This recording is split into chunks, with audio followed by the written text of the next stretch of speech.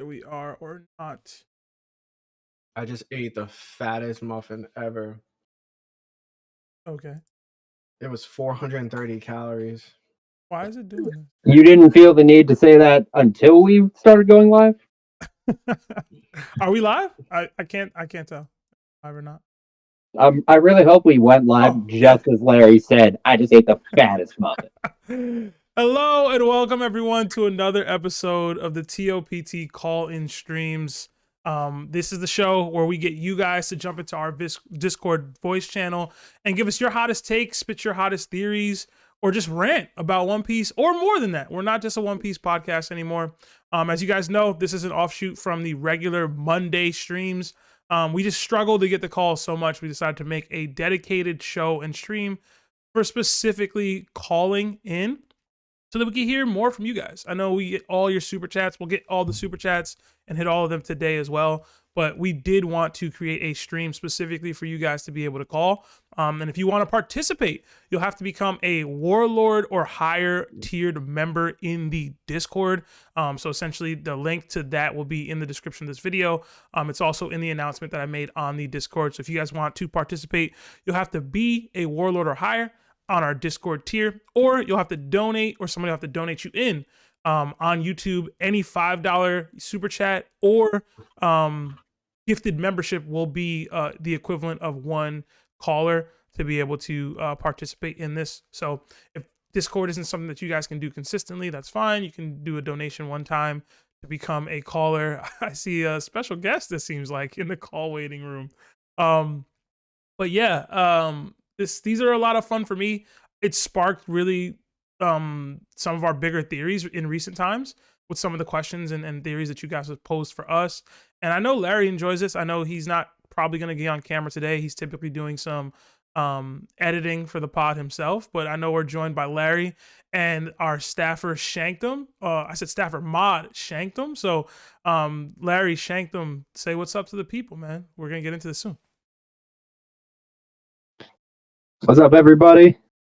Hope we have a good night tonight. I know a lot of these calls recently have really piqued the boys' interest, and they always pique my interest, so looking forward to it.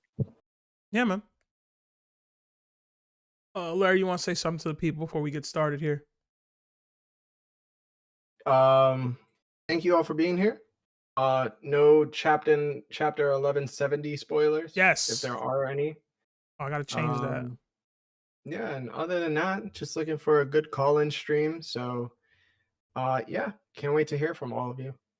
Yeah, I don't know if 1170 raws or early scans are out just yet, but please, everybody, do not spoil. I see Fexer is in the call waiting room, and I did get a $5 donation from our guy Shanktum. Shanktum, thank you. You are technically putting Fexer on the chopping block here, so he better not spoil nothing, bro. My donation goes to someone other than Fexer. I already dragged him in, bro. Fexer, I know you're not. I don't know if you can hear me yet, but if you spoil, I swear to God, bro, you'll be done forever on top. Forever. Larry will never forgive you, bro. It'll be over. It'll actually be beef at that point. But yeah, everybody, please like the stream if you haven't already. And again, if you want to participate and be a caller, jump into the Discord voice channel. You'll have access to the actual call-in only stream voice channel if you become a warlord or higher on our Discord tiers. If not, if you want to wait for somebody to send you a gifted membership or gifted super chat to get you in there, join the call waiting room.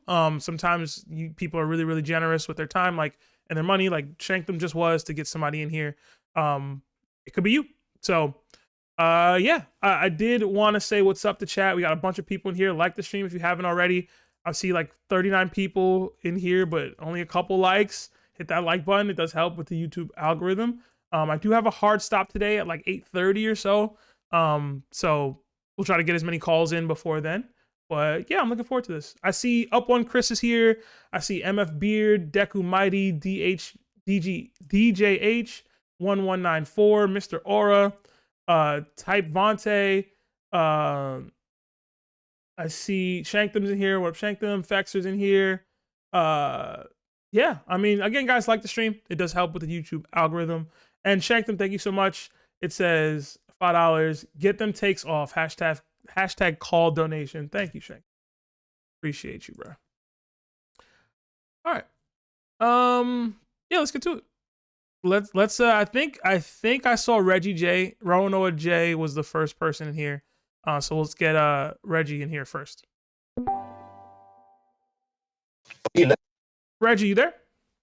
Yeah, I'm here. Who's it? Oh, snap, y'all live? How you doing? How's it going, man? Talk to us. I'm good. Shoot. All right, man. Larry here. Everybody here? How y'all doing? We're Yeah, good. I'm You're here. coming in a little choppy for me. Is he coming in choppy for y'all? Yeah, definitely. All right, that sounds better now. All right, talk to us, man. What's your take or theory or what's going on?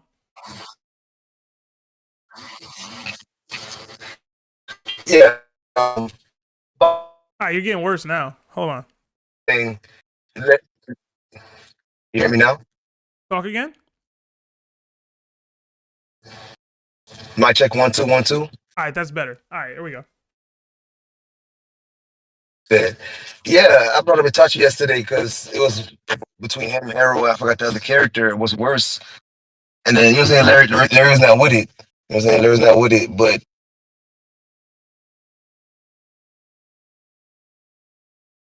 Oh, I think we lost you, Reggie. If I remember correctly, the super chat from yesterday was, what was it? It was Harold versus Aaron Yeager versus Itachi, and I think we all said Aaron was the guy that was the not Aaron. Itachi was the worst. Larry, if you want to elaborate on that, but I do think we lost Roanoa J Reggie's audio. Man, I can't hear you at all, bro. If you're talking, can you hear him, Larry? No, I can't hear him. I might let me drop him and bring him back. Mario Faith Warrior said he sounds like Emu. Reggie, you there? Let me try this again. Reggie. yeah, I'm here. I'm sorry. There you go. Yeah, man, lock in on the audio, man. All right, what's up? What's your question again? Yeah. It's my fault. Yeah. It was about the Itachi thing. Larry's not with the whole topic. You know what I'm saying? He's not with the genocide thing, killing. But I was saying basically my rebuttal is Donzo, like the discrimination towards the Uchiha, all that was Donzo. Like not even Toby. Donzo with the Uchiha hate, like messed up Naruto life. Like even you can see with the pain fight, he killed the Toad. Like Donzo, I'm saying he gave Itachi no choice. Ultimatum. You feel me? We always got a choice, man. Choice was to take Donzo out and the elders. No, definitely. But then he'll be a criminal. Oh, okay. What? Criminal to who? What? Yo, Would you rather No. be a criminal to the world or the criminal to your own village? What, bro? He'll be No, but a hey, but check me criminal? out. That's your answer? No. Check me out. For me as Donzo to tell a legit 13, 14, however old he was, to go murk his people, his girl, his parents. You feel me? And then later on talking about, oh, Itachi did it. Just that, you know what I'm saying? Just that mother, you know what I'm saying? That Nika. You know what I'm saying? And then, you know what I'm saying? Itachi pulled her like, yeah, I heard all that. You know what I'm saying? If you touch Sasuke, I'm gonna murk you. You know what I'm saying? Like, you know what I'm saying? Because his life's already ruined. He already did what he did, but I hear you, man. I hear what you're saying, but at the same time, like, he wouldn't do it if he had another choice, bro. He murked his homeboy too. He took his eye, took Shishui eye, man. Little snake. Working with you, Mark. Man, at least I don't know. I ain't got a case. I'm sorry. I'm sorry. As Go long ahead. as you know. As long as you know, bro. Because you was saying a whole bunch I'm not of prepared. nonsense, bro. Exactly. I'm not prepared. L. It's fine. Listen, L. liking Itachi is Next fine. week. Thinking it was great writing is even fine. But you're not gonna act like what he did wasn't some foul for No. That's the part we got my bad to cut you off. That's the miscommunication. I don't like the framing, all that condoning. I don't condone the killing. You know what I'm saying? I ain't with that. I ain't with that nonsense either. I'm just saying, like, you know what I'm saying? his It's reasoning Donzo, ain't man. quality, bro. His means Equality, I got have you. never justified the ends on my end, bro. So, Larry, this was All directed right, toward then. you, so I'll I let got you you, but rock. But I can't. thank you. Listen, let me tell you one thing, bro. Itachi Talk to me. had many options that he chose not to pursue.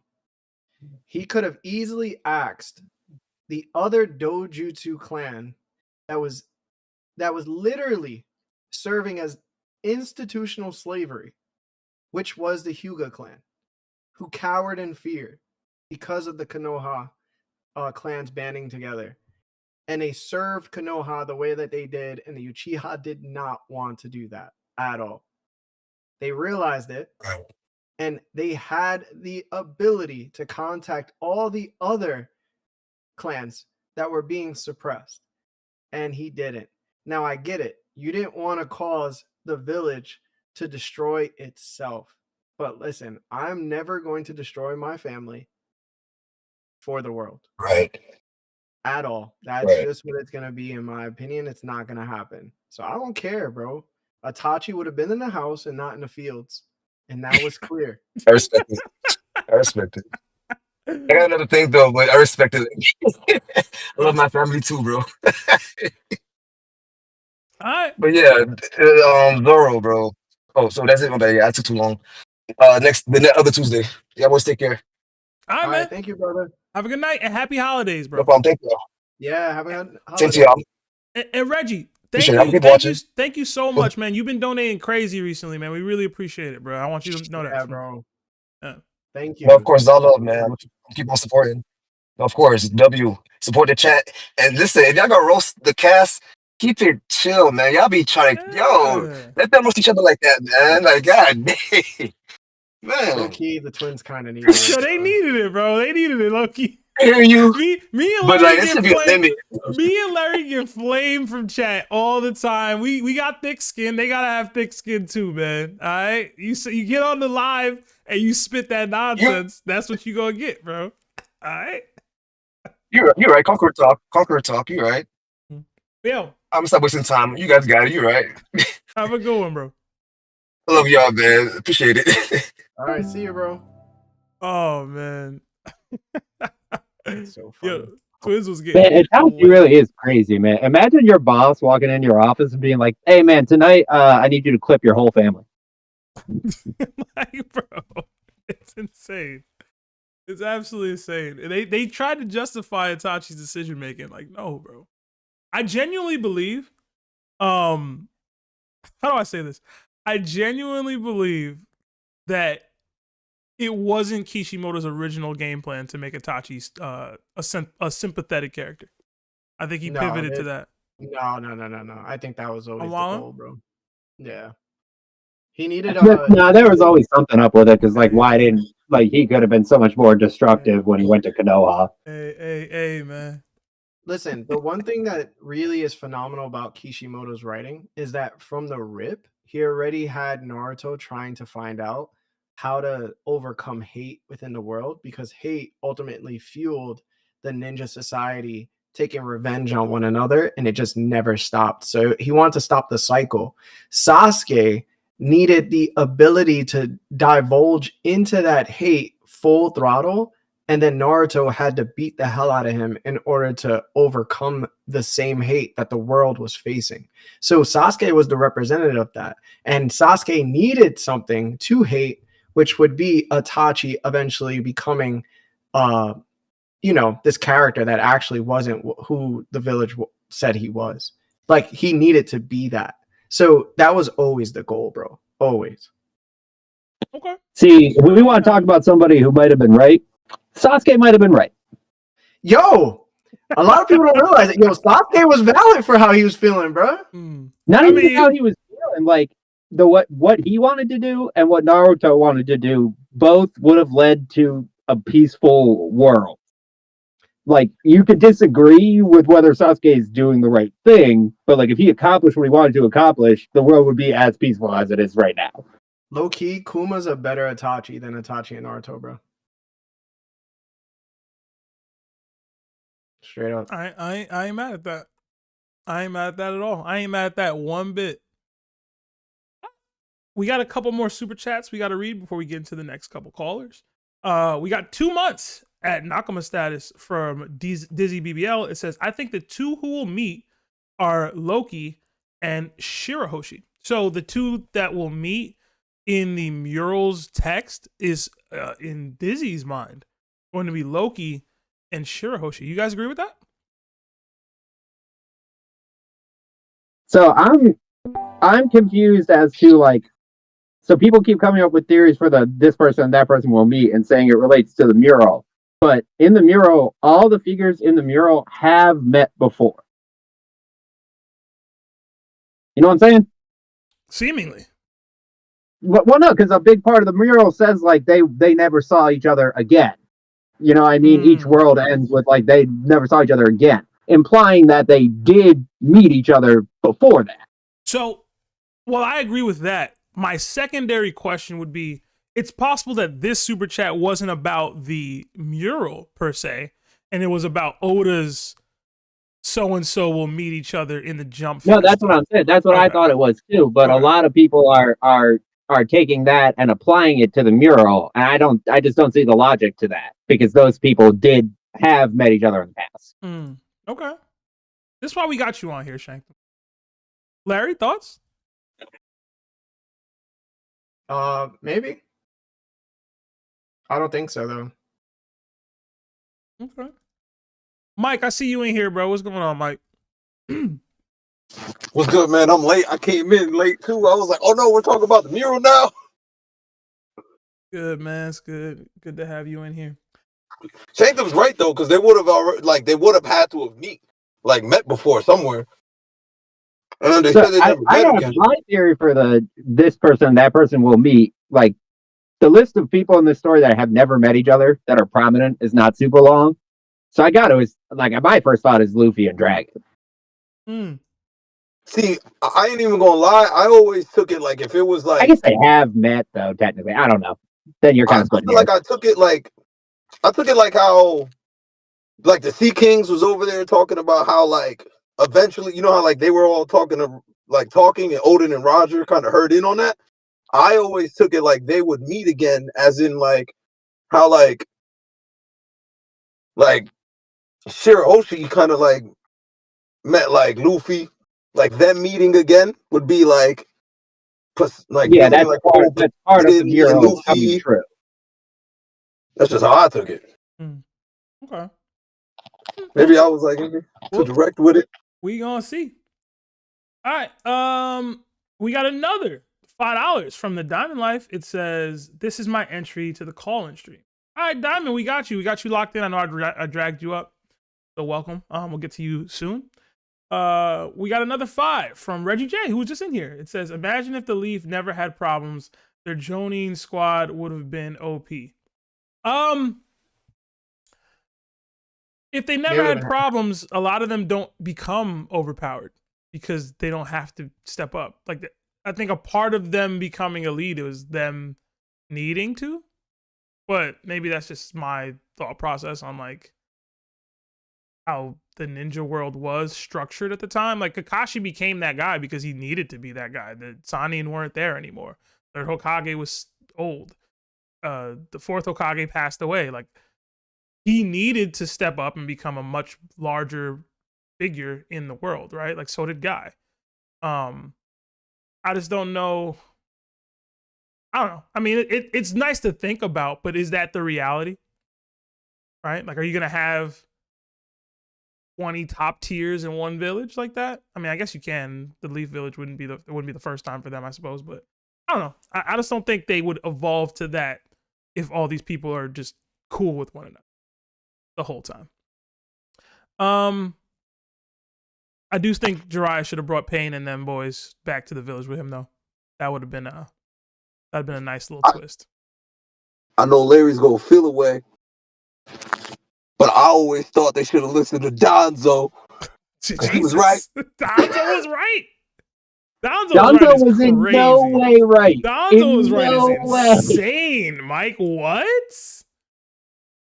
Donzo was not right once in his life. Donzo was right, bro. About what? Please elaborate. What was Donzo right about? Yo, if they would have let Donzo, they would have let Donzo run it earlier, right? Mm-hmm. Then all the chaos would have happened earlier. And then by now there would be peace. We could have skipped the whole generation if we would have just listened to Donzo. So Mike's basically saying if you're going to elect a bad president, do it early. Do it early? Yeah, Is that how that works, bro? You can just not elect that president at all. You can just We can just not let him be president. I'm just saying. I mean, you gotta, in order to have good, you have to have bad. I will give Mike this. If they did position Donzo earlier and he had the fighting force that he would have had if he had become Hokage when the third became Hokage, I think things might go a little bit better. But that's only because he'd be more strict with some of the military forces. Like there'd be a lot more. How do I say this? There'd be a lot of grimy stuff happening. But sometimes you need grimy stuff to get to the goal end game. But Seb, But Donzo was basically in charge anyway. he was Shadow in charge. He still wasn't But, face. he got to do legitimately whatever he wanted. But he would have been the face. He wouldn't have been able to do all that stuff. You know what I mean? Like he'd have still would to have play just done game. it. He still would have just done it.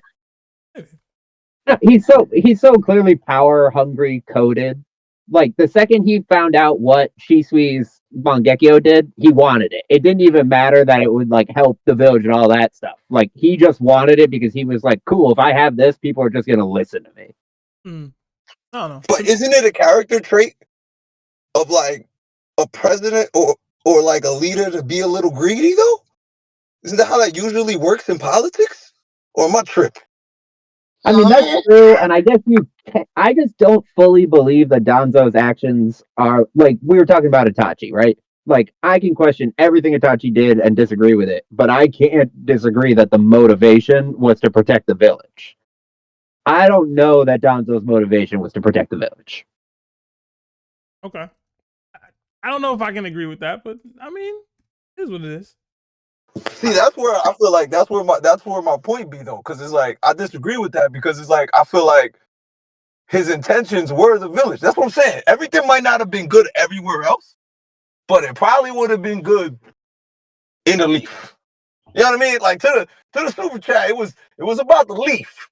But he was like stoking conflict in the leaf. Good. You know what I mean? Like he was like helping out Orochimaru and like instigating the Uchiha coup. Like basically he's the reason it happened because he was putting the screws to him. So like I get that you think the Uchiha are a threat, right? But like forcing them to become militant is just not something I think somebody who wants to protect the village like as their most sincere goal would do. Mm-hmm. Okay. But if you want to protect the village, don't they fit? We definitely need to get to another call. Yeah, Mike, we gotta move on. But I mean, it's not impossible. All right, we got another 2 from Reggie. Well, another 4 from Reggie. It says Mike chill with laughing emojis. He worked that snake. I don't know what that means. And then another 2 from Reggie. It says Donzo is MAGA. Laughing emojis on a face bomb. I wouldn't directly correlate Donzo to MAGA, man. He's something though. Oh, and another 5 from Reggie. It says Kobe made Hiruzen Hokage. He got mad. Dude preaching. I mean, he did get mad. He was a hater. He wasn't about the village. He's like Aaron Burr in Hamilton, right? Like, I want to be the guy. Like, no matter what, it doesn't matter how I get here. I want to be in the room where it happens. I want to be the one making the decisions. But what does that look like once you're actually making the decisions, right? I don't know. We didn't get to see Donzo's run for too long. But when we did, though. When we did, he was on some wild stuff, man. He was manipulating other villages' leadership via Sharingan usage and whatnot. Not even just the other villages' leadership. Like, he had no problems to deal with. He had magic to make people agree with him. And again, his run was so short. Like, we didn't really get anything. He was assassinated within, like, was it a week? Like, he was Hokage for like a week and got, done off. Yes, I know about Hamilton. Hamilton's been out for like 7 years. What? Yeah. I was surprised by the Hamilton poll too. I'm not gonna lie. Why? Why would you be surprised at the Hamilton poll, bro? Oh man, I have some of the songs saved on my phone, man. I really like it. I really like Hamilton. Helpless is a banger, bro. What are you talking about? Anyway, let's get to another caller. I see. I want to say, I don't remember who was next. Dang, I don't remember who was next. I feel like Villain was in here early, so I'll get Villain. Villain, you there? Yo, can you hear me? Yes, sir. Talk to us, man. What's going on? All right, Seb, first of all, a Hamilton reference is crazy. You saying that we shouldn't be surprised by that? What? Hold on. Hold. Why should y'all be surprised? Me too, and Villain. That Me too. I'm familiar with Hamilton. That's insane. We're not disappointed. It's not a bad thing. It's a shock because this isn't a niche that enjoys musicals. You know what I'm saying? This is a shonen. I enjoy Hamilton as well. I got the whole soundtrack. You said a couple of songs. I'm just saying it was surprising. That was it. This sounds racist now. Yo, right? It's not. I'm a bro. How is that racist? Hold on. Hamilton is one of the most successful Broadway shows in the history of Broadway shows. It has so much popularity within the space that it brought more people to musicals in general. And it was about in the 4 years we've watched you. I've never heard of I'm Hamilton. not gonna lie. I was shock. never surprised that you knew Hamilton. I just said it so that you would get mad. Oh, yeah, I'm saying thank you. I mean, I don't know why I'm thanking you for trolling me. Spread a Hamilton pool like in the One Piece podcast. Like it just wasn't expected. We were talking Naruto, or y'all. Hold on, Villain. Just so you understand what you just did. Understand that this podcast's entire premise is merging the cultures. Okay. All right, they call me a fake weeb in general. We got fantasy basketball, fantasy football in here. You know what I'm saying? I got Knicks paraphernalia on right now. We could talk about anything. I've made a rapper correlation to One Piece video in this month, bro. We can do it all. I didn't expect Hamilton, G. I love the culture. We really do. That's why we rock with y'all. Sincerely. Listen. Sincerely. I'm about to watch Hamilton again, man. Now you good. Hey, no, go please. I think y'all got a duel. We appreciated the switch up. We always love a niche pool. So, man, I'll cite Macbeth right now if y'all need me to, bro. I got a bag. Wait, no, okay, I ain't got a lot of time. Now, see, I want to talk to you about things, and I'm already drinking. Go ahead. How are y'all doing today? Everybody doing all right? Yeah, we doing good, bro. That's good. All right. So I have two things. One is a smaller question, and the other is kind of an elaboration on a super chat I sent in yesterday. And I just kind of wasn't satisfied with Larry's response. So now I'm trying to convince him that I might be right. Larry, do you remember the super chat? Probably not. Tell me. All right, cool. No, so I wrote it, the whole thing out. All right, bet. So I want to propose my idea about the mechanics of the Covenant versus the Domi Reversi. Larry proposed the idea that when under the control of emo in general, that your hockey is limited and can't be used in the same way. And at first, I completely disregarded that as, a lot of exaggeration. Hey, John, how's it going? But now with the information about the Covenant, I think it has a slightly different explanation. With Rocks under Domi Reversi, we had him acknowledged by, clashing with Garp and Roger, not being his body torn apart. We saw consistent impacts that were a turnaround. I said, hey, my fault. The better candidate can't start that early. And they said, we saw consistent impacts from Roger and Garp that didn't tear through his body that we saw with the critical mass attack. While with Harold, someone shown to be on equal footing as Rocks, we saw him constantly allow attacks to go through him. Now, what my proposition is that Domi Reversi is different in the sense that it strips your will entirely away, making hockey usage animalistic and unnatural, which is why Rocks, such a monster, was able to defend with Conqueror's hockey and use hockey attacks, but not as efficiently as he would without Domi Reversi. While we see with other Covenant users that they have hockey usage that seems to be refined, but their wills are the things that are manipulated, not meaning that their hockey isn't usable by them, but it's now being channeled in a different way. It may not be as strong. How does that sound? I agree. Okay, cool. Seb, any input? My fault. I think the end of the day, what I was trying to say is both of them have their hockeys being messed with to some degree. Yeah. One clearly shows there's more control on Emu side, where the other one is just like lashing out or leakage, from Lionel's famous words. Oh yeah, no. So yeah, it seems like the Domi Reversi comes with a leakage based, and that sounds corny now. With like leakage and stuff like that, like the unnatural usage of it. While Domi Reversi still allows the individual to use their normal attacks, their will is just now altered because it seems more mind control based than it is just complete like demon possession. Yeah, I guess. All right, cool. All right, cool. So then we can move past that. I did have a question for you, gentlemen. And it was with like the way this story is going that like initially I presumed that Blackbeard be Luffy's end goal with the One Piece, and that Emu would somehow like be a revolutionary problem. But obviously that's seeming a lot different because we're seeing Emu in front of us, and there's a lot more Joy Boy connections. But now I'm afraid that like I don't see what Dragon's major role could be, or like the Revolutionaries Army's role could be in the story. And I was wondering, like, what do you feel like storyline wise, like whether it comes to the Blackbeard connection or like the Shanks connection or the Revs, like what do you think is going to be the storyline that doesn't get fully fleshed out by the end of the story?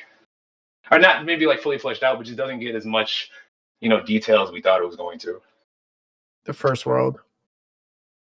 Just the entirety of it? Like yeah. Nico? Yeah, I think that's going to be left as a mystery at this point. I don't think there's enough time to lash it out, but I think that the second world is probably going to solve everything regarding the first world, so we're probably not going to get the first world at all. It'll just be like a rehash of the story. So like, for example, the third world is probably just representing the second world a little bit, to where there's a advanced secret society or advanced kingdom, and then Nika exists, Poseidon exists, and all these allies were allies before. And that's just going to be history repeating itself. So the first world failed, but it was exactly the same. Second world failed, exactly the same. But the second world is going to tell us what happened during their time, which is basically what happened during the first world. And then the third world is going to solve the ultimate adversity of just beating, Emu and gang. So I guess it was more so just directed towards like what in the current world are like the other storylines that we currently have going at the same time. Oh, yeah, like versus like the Revs and like the separate pirates. Like all the current things that we're seeing that we know about as characters.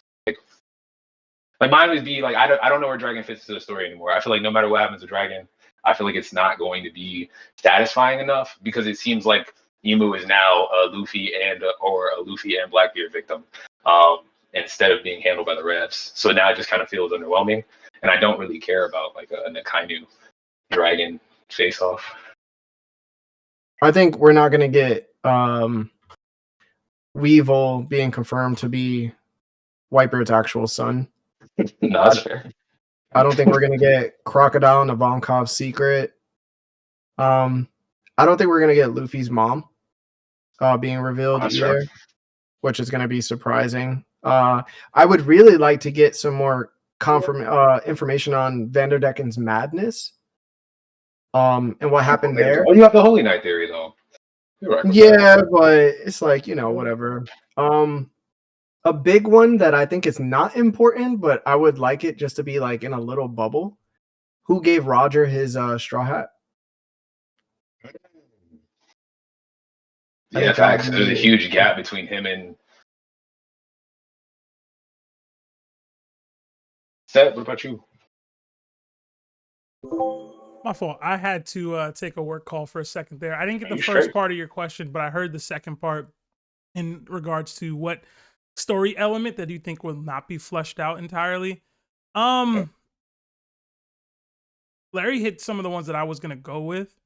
If I had to say something that will be glossed over a little bit, will probably be, how do I say this? Not so much crossed over per se, but I don't think we get an in-depth look at Cross Guild, their rise and fall. I think we'll get like some quick cuts to them recruiting people and some of the impact they have, but I don't think we'll get an arc dedicated to Cross Guild specifically. I think they're supposed to be representative of this amalgamation of people and kind of all the motley crew of people that still exist. Basically all the people that don't have a faction will have a faction now, right? I don't think we get a Cross Guild arc. I don't think the Straw Hats go up against them per se. I do think that we do get that from a clash between them and the Marines, but I don't think we see it in its entirety. I think we get it maybe in like a mini flashback or something, kind of highlighting what went down, but it won't be like an arc dedicated to them, multiple, chapters dedicated to what's going on with Cross Guild. I think they'll reach a height that's higher than they've ever gotten to, and then we'll have the Straw Hats focused arc, and then we'll cut back to the real world, and Cross Guild will have a situation that they've either partaken in, impacted the world in a crazy way, or they'll be wiped out, and it'll be a way to rise other people like the Marines, like Kobe and stuff. So you don't like see the Cross Guild in like the final war really at all. I think they will be, but they won't be like they won't but be. You're not the Empire King. Yeah, like they won't. How do I say this?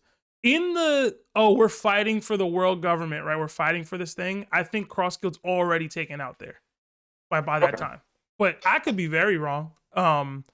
It's just how I view it. I think they're a way to propel Kobe up and to propel the Marines back into the spotlight or back into the good graces of the society of. You killing Mihawk and Buggy fans right now, like hard. I'm sure Mihawk will still do his thing, right? But hey, I'm hoping he stays with Cross Guild for real. So if that's what happens, that's what happens. Mm-hmm. That's just how I've kind of always viewed it. Like, I'm a big Buggy guy. I think even just getting here is great. I would love for me to be wrong about it, but to me, this is a stepping stone for Kobe. I've always looked at it that way. Some way it'll explode to a higher thing. The Marines will have to be serious about it, and then once they are, and Cross Guild, even with way more additions that I expect, be able to truly handle the full might of the Marines. And I don't know that the answer to that is yes. Maybe Mihawk can do something, but beyond him, I like Mihawk need to escape low key, or else Kobe don't got that. We'll see. But yeah, my apologies again, villain. I had a really important work call, and I didn't mute myself on the Streamlabs, so the YouTube chat heard me. Oh man, I hope y'all enjoyed code switching, Seb. That's how I be. See, that's how he knows them Hamilton references. No, I'm playing. Gotta switch cultures up occasionally. Bro. Listen, I merge the cultures. Sometimes I exclude cultures from one another. All right, well, I'll let y'all get back to it and enjoy. I'm glad y'all did this. I didn't see anything in the stream about it. This was a shock to me. I'm glad I got this piece off. And I actually agree with Larry. Man, Larry never gets a rise out. Like, even in the ODDTs, I could never get a good argument out of Larry, bro. You don't never want. Like, we just agree too much, and it's tragic. For y'all, you know why? You want to know why that is? I can't rage bait. Like, I just don't know how to do it. I'm too honest. Listen, bro. As time has gone on throughout this pod and One Piece, I've just become more right. That's what it is. And then you say stuff like that, and it just makes me. You're allowed to say that. It's true. His takes. Not as fair. Because he like Larry petty because he do catch W's, right? We can never say that Larry's like bad at this. Anybody like that really hates on Larry is just wrong, right? But thank you, bro. When Larry, because Larry, when you have a bad take and like you don't feel like admitting it's wrong, like you don't let it go. Like Seb will cop out. Seb will be like, it's possible, right? You are so definitively speaking when you you're articulate, so like you say things that sound really nice, but you just be shutting everybody else down. It contributes to what you don't believe, and it's so funny. It's a good debate, bro. That's what debaters do. Wait, hold on. Dylan, did you just give credit to Seb for him doing his? I just know. Like, did you just do that? No, he didn't do that. Seb said it's possible. Seb is the 1% man. That's the argument I respect. Seb doesn't ever shut anybody else's idea down if it has credence, but he will not admit that they're right if it sounds better than his. Law and Lionel are the ones who don't allow anything past them at all. Like they believe something, and it's until the panel shows the size of the hockey. I don't know, man. It's I'm not the size of the lightning, bro. Villain got us down to a T, bro. I wanted to throw shade yesterday. I wanted to throw shade yesterday at the twins, but I was trying to be positive because that was my kid. She's in the background being polite and sweet. But Law didn't even have a list, and 60% of Lionel, or no, other way around. Lionel didn't have a list, and Law 20% of his list was Hunnits. So that's like, come on, bro. But I left it alone. I left it alone. I said my piece. I wished everybody a happy holidays, and then I got blessed with a call-in stream. So I'm gonna keep being nice to the twins. Villain, thank you for that, bro. It's so true, though. We gave the twins so much time and gave them the parameters that they needed to come prepared with. And for that to be what they came with, me and Larry was so mad. You understand? Watching Lionel look at the screen, being like, "Where should I place this character?" was killing me. Like I wanted to throw my. I left when y'all put Odin over Luffy. I'm gonna let somebody else get time because I'm talking too long and I gotta make dinner for my kid. For sure though. But gentlemen, please, we love y'all for sure. Y'all do great work. We love hearing y'all argue, and thank you for having this community. It gives us the place to talk One Piece. Thank you, bro. Appreciate you, Villain. For sure. I'll holler at you boys. Y'all enjoy your holidays. Yeah, you too, man. You too. Oh man, shout out to Villain, man. He know us to a T, bro. He must have been watching old Top 2, bro. Yeah, that was bad. Back then was bad, bro. He got us, bro. All right. We did have a couple super chats come in. I'm sorry again, guys, about the call. I can't believe I didn't mute myself. I'm out here talking work stuff. But we got a $10 super chat from Justin Riviera, I believe. It says, Lionel refuses to say Katakuri's name correctly, but wants to fight to the death and saying he's better than the admirals. LOL. Anyway, what is the difference between the Reverie Table reps and Shallow Covenant? The Reverie Table reps, like the people that go as like the leaders of their nations, or like the people who protect those people. Either way, there's a distinct difference between them. The Shallows Covenant is like you're almost in the inner circle and you're one step away from learning who Imu is. Those people have no idea who Imu is. They might, like, Shanks basically already heard of Imu. You know, maybe that's because he's got connections with his family and Shamrock might have let something slip, or I don't know, but they're like one step away from that, right? Like Imu can control you on some levels if you're close enough, right? I don't think the Reverie Table people are in any position to be enhanced power-wise or that close to knowing who Imu actually is, right? Like that's the whole point of the Reverie is they have this meeting and they meet together as the nations that rule the world and think they're making real decisions, but there's somebody atop of them that's really running the show. So I'm not exactly sure who you're referring to, but either way, there's going to be a distinct difference between the Shallows Covenant and those people. Maybe I'm off in what you were asking, but yeah, I don't see a correlation between them at all. All right, we got another 4 from Reggie. It says villain spitting facts. Yeah, man. Also, yeah, lay off Lionel and his name pronunciations. It is funny though. I thought the same thing during the stream when he kept saying, what does he say? Katatiri? He says Katatiri. I don't know. Yeah. It's so funny, bro. And it's like, oh man, it'd be hard, bro. It'd be hard. Oh man. Anyway, let's get another caller in here, and thank you, Justin. That'll get 2 more callers in the waiting room. All right, let's get Buzzgroove in here.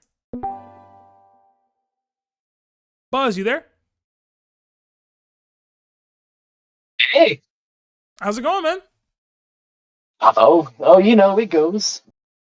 All right, talk to us. You have a question or a rant you want to get off your chest? What's up? All right. So I got a little theory that I thought of literally this morning. I thought I'd like to share with y'all. Mm-hmm. All right. So, I know y'all prefer names for the theories, so I call this one the Infinite Hockey Tsukiyomi.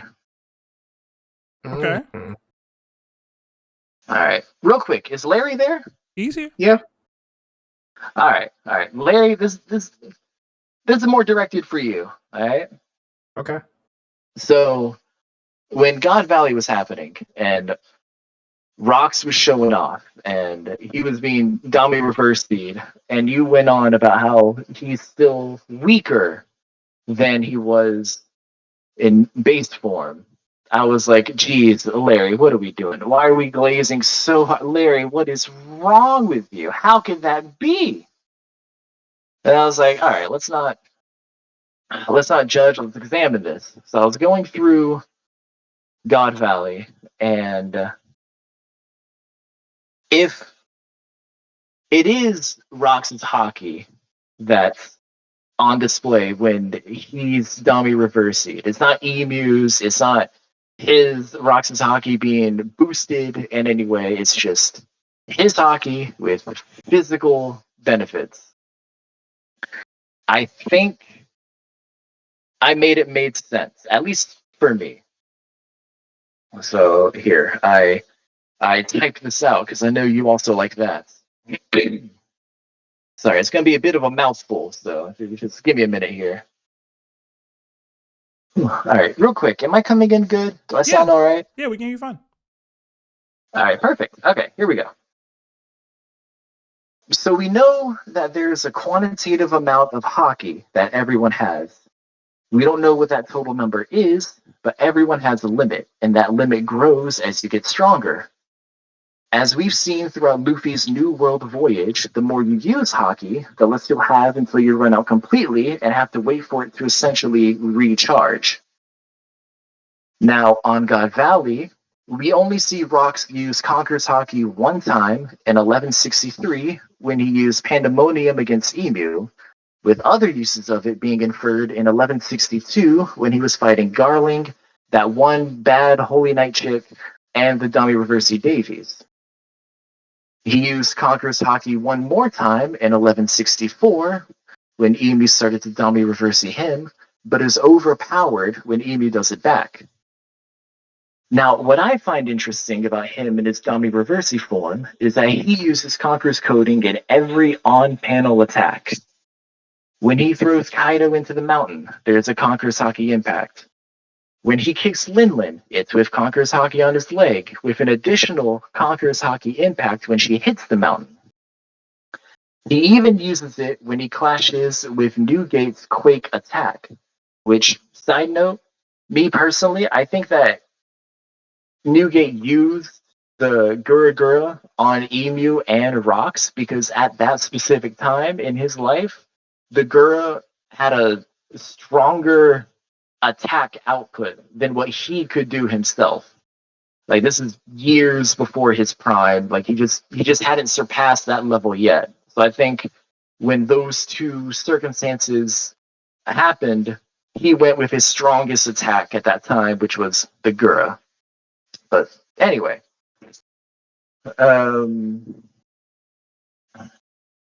right. After that, we see him use Conqueror's Hockey on the impact of the swing he was going to take out Eris and Teach with, and when he's attacking fodder right before Roger and Garp call out to him. When they fight in 1165, he uses it on both of the attacks we see him throw at Roger and Garp. When he clashes with Roger, then forces them both back with a stronger burst of hockey, and when he goes to stab at Garp and Garp jumps out of the way. At the end of the fight, we see that although there's some accumulation of damage on Rox that is regenerating slowly, like, this scuffed up face, the tooth that's gone, he still has so much hockey that it forces Roger and Garp to come up with a Hail Mary play to take him out. So I'm wondering, how can he still have so much hockey? That's always been why I thought that Larry was bugging and there's no way that his hockey wasn't boosted, because how can one man have all that power? I believe it's because of the Dami Reversi regeneration. If you have an undying body, I think it makes sense for your hockey to also be undying, meaning that Rox's hockey was regenerating as well. And the reason why I came to this conclusion is in their clash. The term critical mass came about when Roger explained to Garp that they needed to put more hockey than usual into their attacks, with the thought process leading to them putting all of their mass, aka critical mass, into their final attacks. I believe that Rox performed a critical mass attack when he pushed away Roger and Garp. The shockwave was enormous, and the heavens even split open. These are two individuals who are, in the same breath as Rox, considered the legends of that time. It happened to be called Rox's era because he was the more prominent figure, but all three of them were considered the legends of the time. So for it to make sense to me that this man, who, by the way, before they'd even started fighting, was already going berserk with Conqueror's Hockey, and after that clash was still going berserk with Conqueror's Hockey, for it to make sense to me that Rox was still moving the way he was is because excuse me. For him to still be moving the way that he was, and to have Roger and Garp have to resort to such a huge, drastic move just to overcome Rox's hockey limit, is for that Rox's hockey to still have to be fully charged, or at least near there. And P.S., I have a personal headcanon that the only reason why Rox is still alive afterwards is because Roger and Garp didn't have the intent to kill him. You can specify your hockey to work in specific ways, like when Sanji uses observation hockey to find women in distress, or when Joy Boy uses Conqueror's Hockey against only those who Emmett considered an enemy. They felt bad for Rox, so bad that even Roger was crying, and didn't want this to be how he died. So they specified their hockey to only drive out the Dami Reversi, not to kill him. All right. I probably could have, put some more thought into it. Like I said, I literally came up with it this morning, and I just wanted to share it with y'all. What are your thoughts? Larry, that was directed at you, so I'll let you go first. Yeah, so good breakdown, good observation as well. What I would throw up in the air is that the reason why Rox continuously had his hockey flowing out of him was because he couldn't control it. So it was just leaking into every attack that he was doing. And I think it's very important, like you said, right? He was capable of doing Pandemonium against Emu. And he was capable of utilizing his hockey in a specific way that Gavon has told us you need to utilize your hockey in a specific way in order to hurt a Holy Knight. And he was doing that. He wasn't really utilizing his hockey in those same ways with Pandemonium and against Garling and the other Domi Reversi he beat. The way he was fighting Roger, Garp, and he was fighting the Rox Pirates. He was just using, I would say, the same type of hockey that Katakuri was using and Don Chinjiao were using, or like even Doflamingo was using, where it's just like base Conqueror's hockey infused into your attacks. And, you don't really see any like future sight coming from him because he's not really dodging any of the attacks. The same way like Harold is not dodging any of the attacks either, even though he most likely has it. Because I don't think Harold was on the same level as Rox. I do think that he was capable of fighting Rox and banging out with him. Even though I think Rox was holding back against him just because he thought of him as a friend and he wanted to recruit him. So when I take it from that aspect, I do look at it in your way, but I take it and go, well, if he wasn't capable of doing the hockey attacks that he was doing on others, and he's just literally leaking out all of this hockey as it is, then that means most likely he's just not in control of it. And if you can't utilize it to a higher degree, the same way Roger or Garp did, then that just proves even more so that his hockey was just extraordinary from jump. And we kind of saw that because, again, he's the first person to take down a gate of justice. Nobody's been able to do that since. even Blackbeard with the Yami wasn't able to do that. Then you have him beating an admiral, basically, at medium diff. And it just speaks even further how strong admirals are in the show. And that was just him 14 years before the moment we're seeing him at God Valley. So I get what you're saying, and I do think it makes a lot of sense, but I don't think there's enough. It doesn't make enough sense as to why that it's like 100%. You know what I'm saying? Oh, for sure. Like I said, like it's just a theory. We still don't know exactly how hockey works.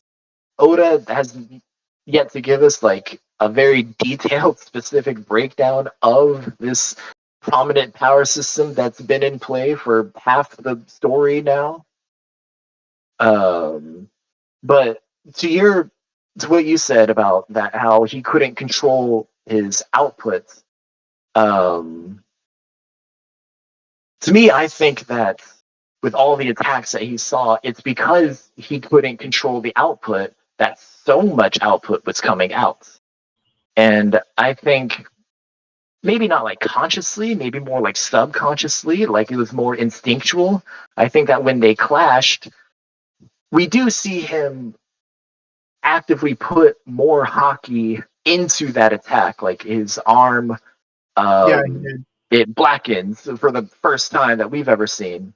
Mm-hmm. And he pushes back with like this huge force. And that only happens because the competition that was going against him was just so strong that it forced him to have to utilize such a stronger output of hockey, at least in that moment. No, I think that, yeah, I agree with that too. You could even take it a step further, just because I don't necessarily think that when Rox was incapable of moving, it wasn't due to Roger and Garp's attack.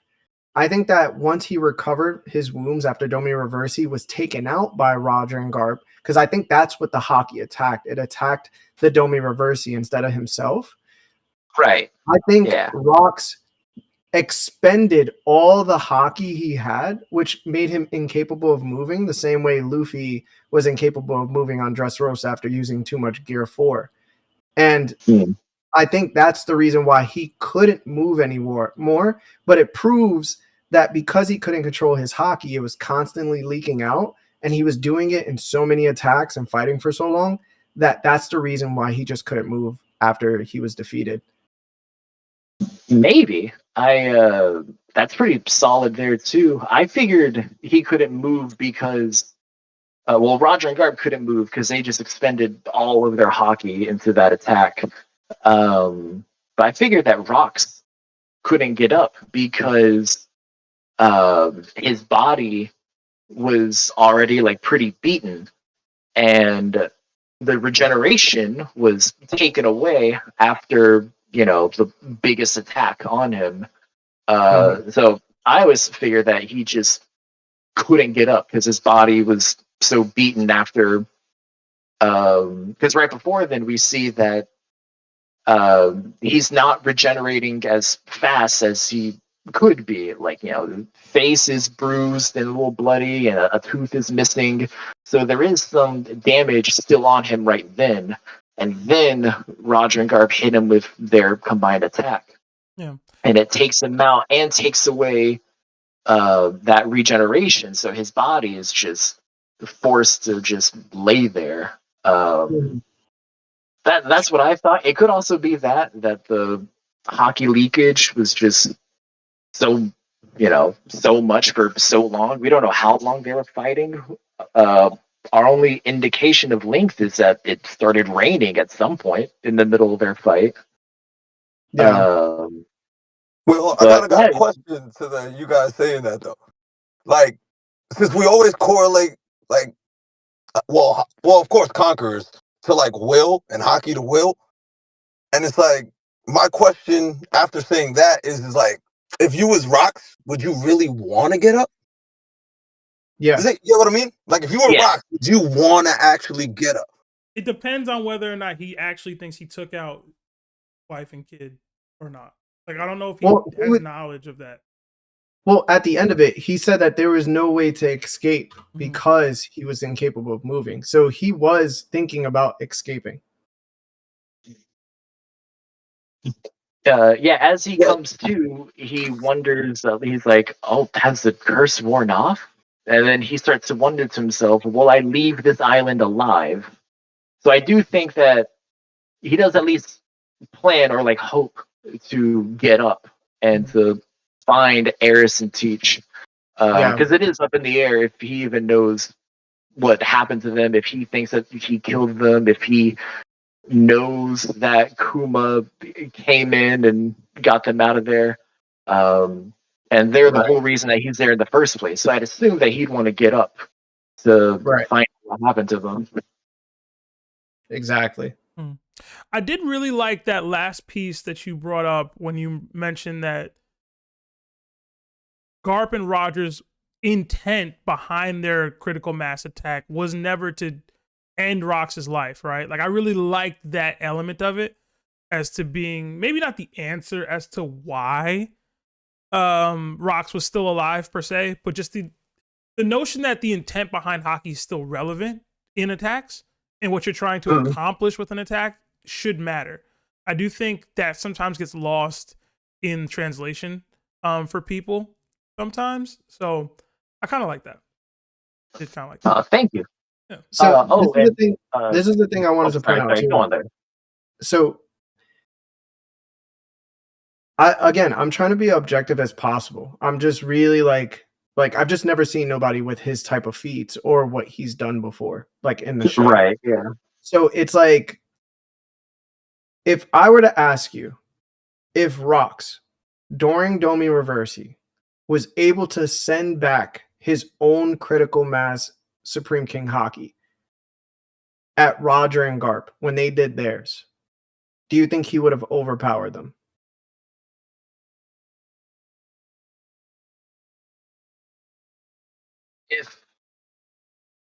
So when I think that he used critical mass when the heavens split open and all that, if I were to take that versus when Roger and Garp did their critical mass against him, would he overpower them? Is that what you're asking? Yeah, like if he was capable of doing the same thing. Like if he did, Pandemonium or, whatever he's using against Garling and the Domi Reversi that he beat, because we know you have to utilize your Conqueror's Hockey to that degree, which is the same thing that Gabon is basically using now. And they're telling Luffy and so to do. So if he used even that type of utilization of Conqueror's Hockey against them, do you think he would have overpowered them? I don't know. That's a good question. Like I said, those three were like the top three most prominent figures of that time. And when we first see Roger and Garp in the flashback, when they like square off on each other, we do see that they can already use Conqueror's Hockey into their attacks. Like they already know coding. So if this is, however much time later, their hockey would have grown stronger, yeah. But I don't know. It is the two of them versus one guy. That's what that's what kind of puts it into flux for me. But I don't know. I could go either way with that matchup. All right. Yeah. I mean, interesting thought process. I haven't thought of that at all. So that's also why I brought up the fact that Rox wasn't even capable of thinking of using it. Right. It is a knowledge thing. Like how when Law, he uses his own, what I like to call the will of D to overcome the female disease that he had.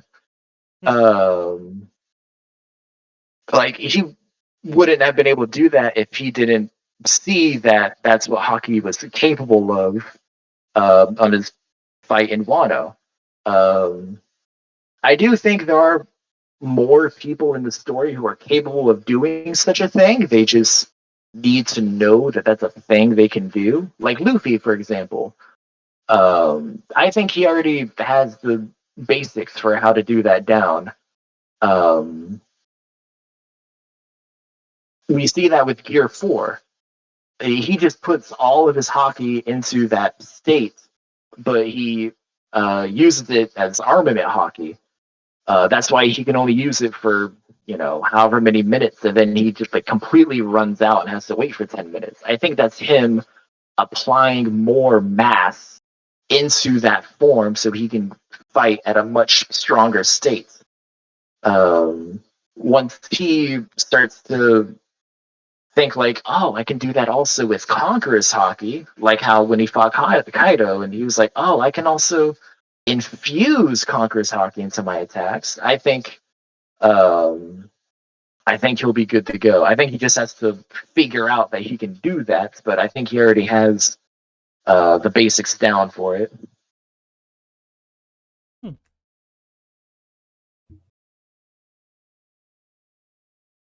Yeah, I don't have any strong takes or feelings either way. I'm just kind of interested in the conversation. Oh, thanks. But that's all for me. If y'all don't have any more questions, I'll get out of here so you can talk to more people. Yeah, all right. Yeah, Buzz. I know you came in with the theory and you laid it out pretty well. You made me think a little deeper. I know your conversation with Larry was interesting, so it's got me thinking though, like about that last portion, really, like about the intent. So I'm gonna have to dig a little deeper in that. So thank you. Real quick, the title Infinite Hockey Tsukiyomi, I came up with that right on the spot. I did not have a name for this theory at all. I just knew like regenerating hockey, potentially infinite hockey. Hey, Infinite Tsukiyomi, why not? That you can ignore that name all you want. Okay. I'm pretty sure I spelled Tsukiyomi wrong, but is what it is. I was like, is it a U or an I? I don't know. But Buzz, have a good night. Have a dope holiday. If you celebrate, enjoy time with your family and friends, and I hope you get a dope gift, bro. Man, y'all too. Merry Christmas, Happy New Year's to the both of y'all. I love the pod. I love all of y'all. Y'all just keep on, man. Y'all got a great thing. Thank you, man. Same to you. Have a good night. All right, you take care. Take care. I'm glad people are coming around for that. Oh, Larry, your theorized the three hockeys. They gave it a name. I don't know if you like it. They called it Trinity Hockey. Combining of all three hockey. Did I? Oh yeah, I like that. Yeah, I like it because it brings about like the Holy Trinity and stuff like that. Yeah, Twins are gonna hate it though. Twins gonna hate that. All right, we got a couple super chats. I got to read these real quick. We got 9 New Zealand dollars from the Dragon Truck, I think. It says, Yo, Seb, love the pod. Have you heard of Tyr, the Norse god of war? There are some really cool parallels with this legend and Shanks. Hashtag Buggy Gang. Yes, I have heard of Tyr. One of the first One Piece theories I saw on YouTube. This is like 6 or 7 years ago, before I was really dabbling into the One Piece community as a whole. Like I was into One Piece, but I never really jumped into like message boards too much or watched YouTube theory videos. I don't remember exactly who it was. It might have been Marco the Phoenix on YouTube, but he had a Tyr the Norse god theory and he paralleled it to Shanks. It was about him being Odin's son and Odin being a parallel to Roger and the whole oh my god, there was so much in the theory itself that connected Shanks to Tyr. I'm trying to remember if it was Fenrir and the wolf or something. The scar, losing the arm. Like there was so much in there. It's just so long ago that I haven't clocked it too much. But I do think it'll probably come back to light, considering Shanks is having his role in Elbaf and Elbaf being the current arc. But I have a vague knowledge of it. I do think it was interesting at the time. That's just so long ago. I'd need to freshen up my memory of it. So sorry if I'm not relaying the theory as well as I probably could if I brushed up on it a bit, but I am familiar with the parallels on a very surface level. Shankdom's in here. I know he loves him some Shanks, so maybe he could highlight us with that one, but in general, I'm not too versed in either. We got another 5 from Dizzy. It says, in Marineford, Shiryu said to Blackbeard, if this plan doesn't work, are we going our separate ways? How much does Blackbeard's crew know about Blackbeard and Rocks? I don't think that statement is overly representative of extensive knowledge. Blackbeard could have just kind of told them the plan. Hey, I have the ability to grab up people's devil fruits, and I'm going to go after Whitebeard's devil fruit. And then Whitebeard dies, and it's like, okay, step 6 of the plan is here. If he's not able to get it, what do we do then? Like, are we just following this guy who couldn't get Whitebeard's devil fruit? Part of the reason why we're down for this is because we think he's about to take the world's strongest man's strongest devil fruit. That's pretty cool. I want to be down for that. I want to be a part of that journey. I don't think. Now, that said, I have also put out a theory recently that some of the original core members of Blackbeard's pirate crew are Davy clan members. I don't have much kind of support for that other than their belief in faith and kind of some of the things that they've said and done in correlation to fate and how much they seem to believe in Blackbeard. But in general, huh? It was a good theory. Thank you. But I don't have, I don't know how much they know about Rocks. That those people might know. And maybe Blackbeard talks about his father. But I think Blackbeard knows a decent chunk clearly, based off maybe something Eris taught him, or maybe something or the other. Maybe he learned some from Whitebeard. Who knows? But in general, Blackbeard seems to know. I don't know about the rest of the crew. I don't think it matters too much, to be fair. All right, we did get another warlord join the crew in Hate to Clip, and it seems to be that is Shake That Hole. So Shake, that will get you entrance into the stream. I dragged you up already, so I hope you're patiently waiting there. We got another 5 from Up One Chris. It says, yo, what's good, W stream? Hope y'all are having a good day. And had a thought, what if Rocks didn't have the leakage? I think it's Emu's hockey. Thoughts? We kind of went over this a little bit in the last caller's call. Larry kind of spoke his piece on it. I don't have any concrete thoughts or like, this is how I really feel about it. I know I've debated with Larry in the past that it could have been Emu's hockey, it could have been Rocks' hockey, it could have been Emu utilizing Rocks' hockey. I don't know yet. I'm not too confident. I think maybe we get an answer for that with Harold in the upcoming chapters, but I don't know. I really don't know. And then another 5 from Lord Franco. It says, I'm so proud of how far this community has come. All this talk about leakage and not one inappropriate joke. Or maybe I just missed it. Hashtag bust it open. Well, sorry to disappoint you, Lord Franco, but if you look at the thumbnail to this video, Larry already made a relatively inappropriate joke in the picture there. So nothing too crazy. Nothing too crazy, but the jokes have happened. They're here. They happened. All right, let's get to the next couple of callers. I know Diamond's been waiting a while. Let's get him in here. Diamond, talk to me, bro. Yo, hello. Can you guys hear me? Yes, sir. What's going on, man? And how y'all doing today? Chilling, man. Chilling. You got a theory? I think you said you had a theory in the chat. No. I don't have a theory. Okay. It's just, I guess a couple of like questions. Like, okay. Some of them are. I mean, one of them was directed to the twins, but I kind of already knew they weren't going to be here. But yeah, this is a stream a couple days before Christmas. It was like 0% chance the twins were pulling up, bro. Yeah. I guess my question would be, since we know about like good futures and bad futures, since we've seen, like for example, Moria, he was like slim, and he was even managed to fight Kaido pretty evenly for a couple of days, and then him losing his crew kind of caused his downfall, so he kind of like became the evil future version of himself. And then Oda's also drawn like the Straw Hats if they never achieve their dreams. So it got me thinking that like Big Mom and Kaido seemingly could have gone that like dark path in their career as pirates and or whatever. So like, do you guys think if Rocks being dummied reversey never happened, and then I guess the story naturally progressed, would I I guess Kaido and Big Mom specifically, because Whitebeard kind of got established on his own. Like, do you think those two would have rose to the likes of like Roger, Whitebeard, and maybe even Rocks if he didn't pass during God Valley?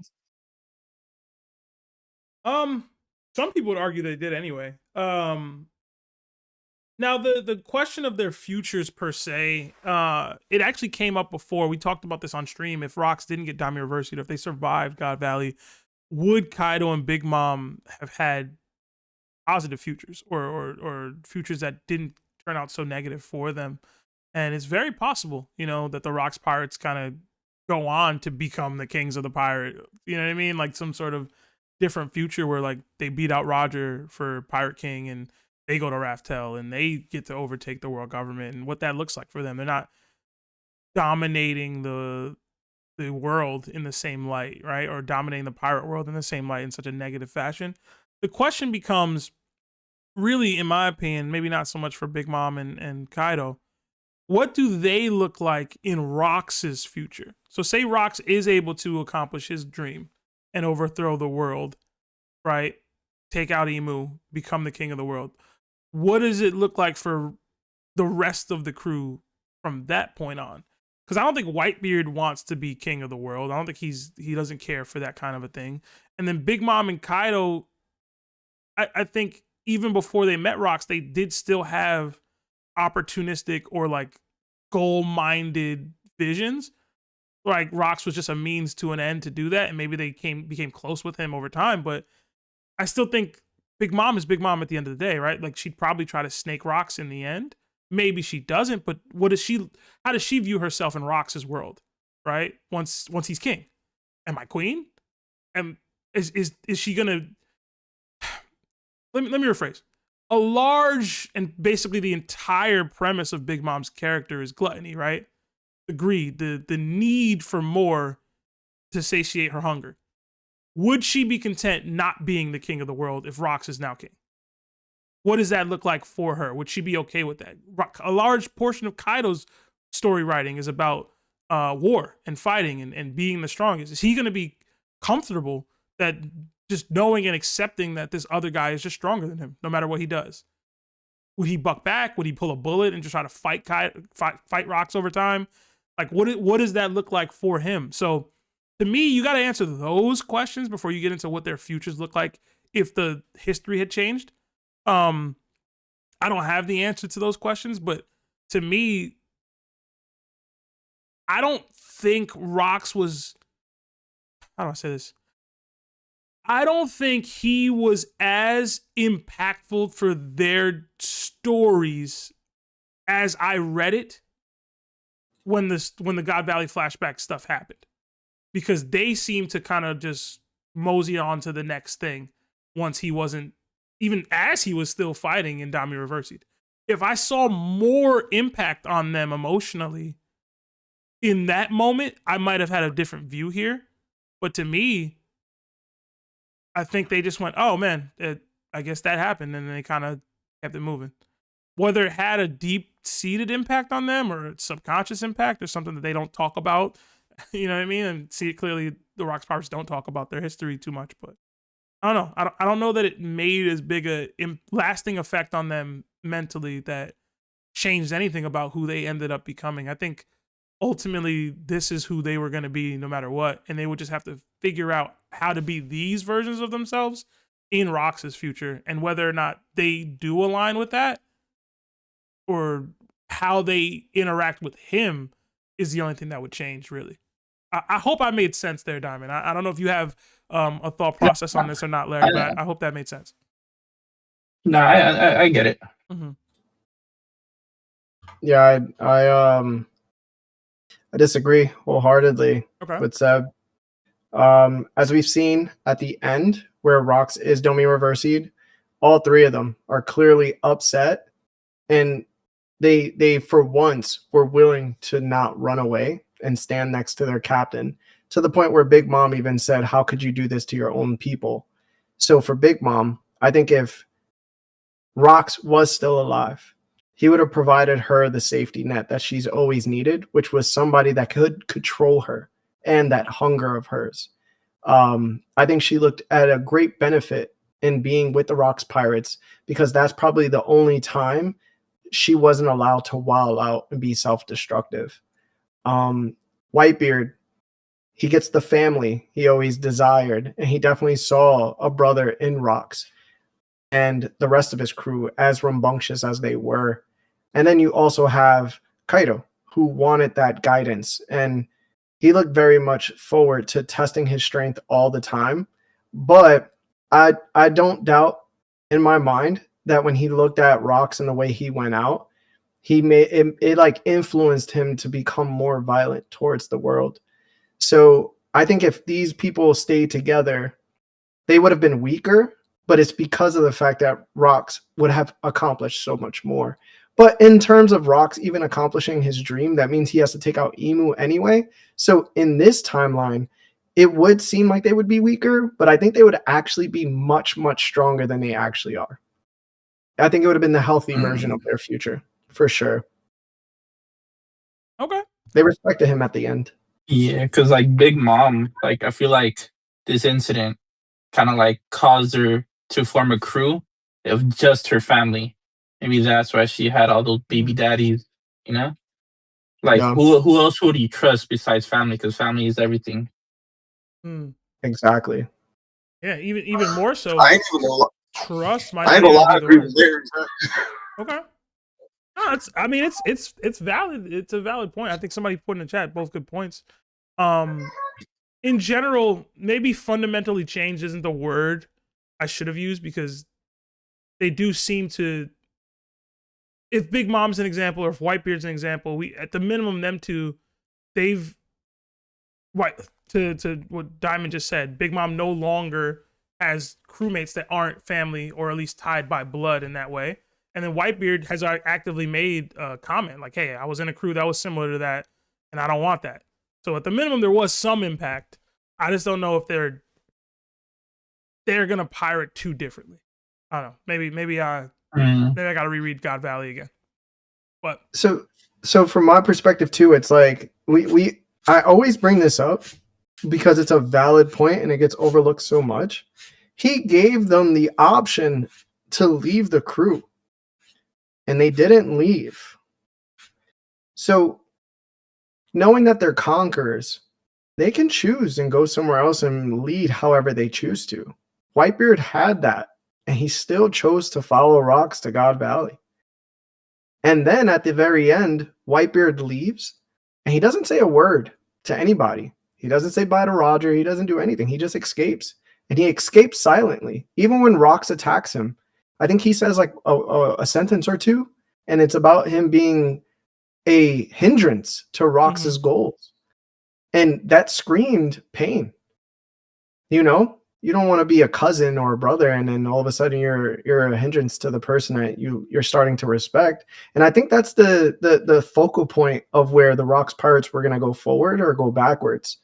It's when these three individuals saw they were starting to garner this family type aspect, and then it turns out Rocks betrays them. They don't know why, and then they leave upset. And I think even when Rocks was going to save Edis and Teach, I think if Rocks did succeed, he probably tells those three after standing by him when they didn't have to. He would probably told them the reason why we really came to God Valley is because of my kid and my wife. And they would have then took that aspect and went, wow, I didn't think you were capable of that. And now they have this whole new appreciation because Whitebeard cares about family. So he's going to love that aspect of Rocks. Big Mom wants to build a family. So she sees that happening already. And then Kaido knows what values are. And he probably thinks, you know, he doesn't meet, let's say he does meet King eventually, like one day on some weird stuff, because they take down like the world government. And then King probably tells him like, yo, is that dude Joy Boy? And then that whole conversation happens, you know? So again, like it could have gone in a couple ways, man. It really could have. And I think that's the sad part. It's like Gohan and Dragon Ball Z, right? We love Gohan because of his potential, but when he didn't fulfill it, we kind of go, damn, that sucked. And I think that's what's happening with Rocks. There was so much potential for so much greatness because he does reflect Luffy. Like Luffy reflects him in a way. Like he's the second Luffy. He's the first Luffy.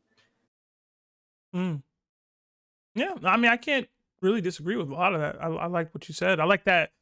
I like the notion of him telling them about his wife and child, and that being a fundamental change for them.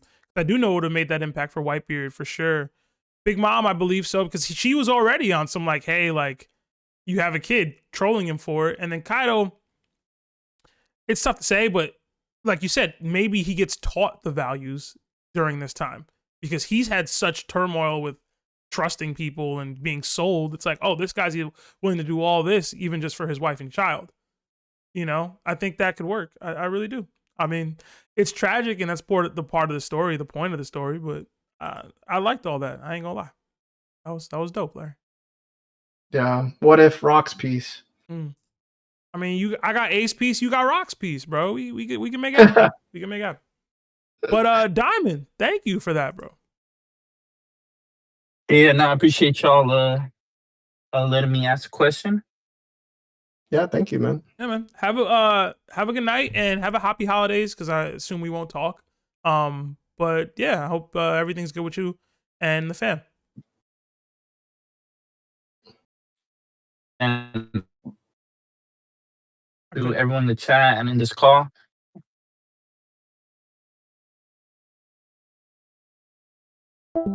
Who's coming in choppy, bro? But thank you, Diamond. I see Hitta's in here. What's going on, Hitta? Oh, what's up? Chilling, man. We chilling. It's a nice little Tuesday. Hope you and the fam are good for the holidays, bro. I know a lot of people drinking eggnog and doing their thing, but I hope everybody good, bro. Yeah, we all right, bro. Hope everybody's well on your side too. You know, don't be coming to my stream yawning. All right, you get your rest before you come in here. All right. These newbies think they can pull up like I guess you on the job, bro. Be yawning. On the job? Don't be yawning in front of management, bro. I've been yelling a lot, son. I got back from a football game. Good, man. We did get another $2 super chat from CLDC212. It says, "Hey, I have an interesting theory about caribou." Okay. It will need to be a $5 super chat to get yourself in here, but we do have some donations that haven't been utilized yet. What is your name on the Discord? CLMDC212. If you're one of the people in the call waiting, let me know. I can boost it up. We got another 2 from T-Raw. It says, "You got Ace piece and Larry got Rock's piece." Yes, I've been working on Ace piece for like 4 years now. I'm not gonna lie. I ain't any closer to completing it than I was 6 months ago. I'm trying to find a way to incorporate Loki into it. I just haven't been able to figure that part of it out yet. So, yeah. My bad. Might need to finish LBAP before I can do that. Right. I know we got a request from Young Bull Trent to go around this time because he has a prior engagement. So I'll get Trent in here. Trent, you there?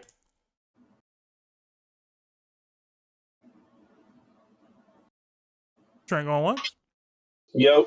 There we go. All right, man. What's going on? Nothing much. Man, you know, working before the holidays. I mean, you the hardest working guy in the biz, bro.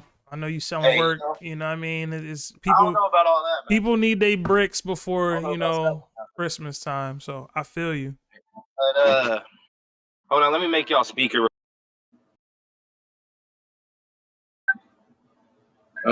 Change audio output. All right, I had to make y'all speaker. Okay, so I wanted to know, just because there was a talk about this back later, but I just wanted to, since we got a little bit farther in the story, how far or how many village y'all think a team of Dofi and Law could beat going, you know, if they went through Luffy's villains? Of course, it would be no Dofi, but how good do you think that team would be? Because the ability is crazy. I think they could do some real damage. All right, we're removing Dofi, so everybody below Dofi is easy work. I think they beat Cat personally. Okay.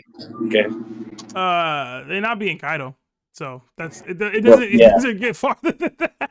I think they would beat Lucci. I would say I would leave the obvious people out. So I would say go like, I guess not Luffy the opponents, but here's not Luffy opponents, but like, what about King, Queen, other people like that? Like, where do you think the last person in the who's the strongest person that they could defeat? Yeah. Or like, what's the cap? Man. All right, so I do think they would be King. I do think they would be Queen. And maybe people might think I'm crazy for that King one, but I think Law's hacks is helpful. I also think they'll have the observation hockey to realize when they can and can't hurt King, and then it becomes a Shock Willie situation. He can be teleported. He's not a Conqueror's hockey user. Doflamingo can use his awakenings to keep him at bay, potentially even trap him. You know, I think like you said, the combination of those two people's abilities together is just really, really difficult to overcome. And this is under the assumption that they're willing to work together and actively fighting for the same goals and cause and defeat these people. Like, not like, hey, they're Dofi and Law and they're going to be beefing. The question comes down to whether they could defeat an Admiral. That's what I was saying. What about Kizaru? Now, me personally, I mean, we still ain't got Kizaru's full. He was holding back, but I'm just thinking, you know, maybe. Ah, man, Larry, what you think, bro? What you think? Yeah, I was about to say, I need to hear my boy Larry's opinions. Law and Dofi versus an Admiral, and you could pick whatever Admiral. He mentioned Kizaru specifically, but they stop at first commanders. What? You don't think they beat Green Bull? No. Both of them versus Green Bull, you think they're coming out? Oh, both of them together? Yeah, both of them together. Yeah, still no. What? Yeah. I mean, I ain't mad at that. Listen, bro, I know this happens so often, but I need everybody to also realize Law and Kid did not straight up beat Big Mom. I know that. Yeah, like they didn't. I know that, Larry. I was on your side for that, okay? But yeah, the reason I'm saying this is because I feel like it's different than having. Of course, they could never beat Big Mom anyway. I'm saying it's a different fight when you have Law's hacks and Doflamingo, how he just changes, how he kind of has really good IQ for battle. He has really good battle IQ. And then I think just the way he could change the terrain and stuff like that, and he's got Conqueror's hockey, which is better than what's it called hockey. I think they could pull out a dub. See, here's the thing, right? As much as I don't like Marco, I understand that Marco can clash with the Yonko, a previous Yonko generation member. I do not believe that Dofi or Law can clash one-on-one with a previous gen Yonko. That's why I said it's 2v1. Yeah, so even if it's 2v1, I just don't think that they have it against a first commander. There's a big difference between Luffy fighting Dofi and then fighting Katakuri. The things he had to learn and do in order to beat him was astronomical. And regardless of how great and amazing Law's ability is, listen, if somebody decides not to get hit by it because, you know what I'm saying, they're just not going to. That's really what it's going to be.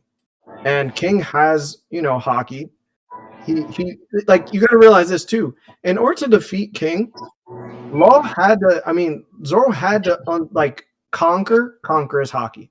Yeah. He couldn't beat him before that. And it's not like your average Conqueror's hockey. No, he had to coat all three blades and go to the level that Luffy was using Conqueror's Haki 2. He just didn't know Haki emission, which is the advanced forms of armament that Luffy combined with his Conquerors. So I understand, right? Like, I'm the hockey guy. I understand. But when you get to like the higher levels, you have to utilize your hockey in a specific way that basically Dofi or Law just don't. So they're going to get outmatched every time against first commanders. And unfortunately, that comes to Marco. Marco has the ability to just recover anything Law does to him. And Dofi just doesn't have what it takes in order to really put Marco down. Larry, yo, you Trent, can't do this to me. Yo, Trent, don't let Larry shoot you down, man. I'm down. You already know I got my bias, man. Hey. These ex-warlords could take out an admiral, man. Look, I don't know about all that one, but I just feel like they stop at Green Bull. I think Green Bull can playing Green Bull. Green Bull is like that, yo. Y'all gotta stop. Like Larry said it, yo. Y'all sleep on Green Bull, bro. He nice. Larry is the official. Never mind. Larry, you're making me lose hope over here, bro. I'm the biggest Larry fan over here. Listen, bro. I don't know why you guys don't get this about me. I really just talk from an objective standpoint, bro. Like, I can say Marco sucks, and I do think he sucks, but I understand where Marco is at in terms of level. Yo, Larry, like, I like Mark. I don't know that Marco is being Dofi and Law. That's what I'm saying. I'm the Marco guy. I don't know that he's doing that. Be real.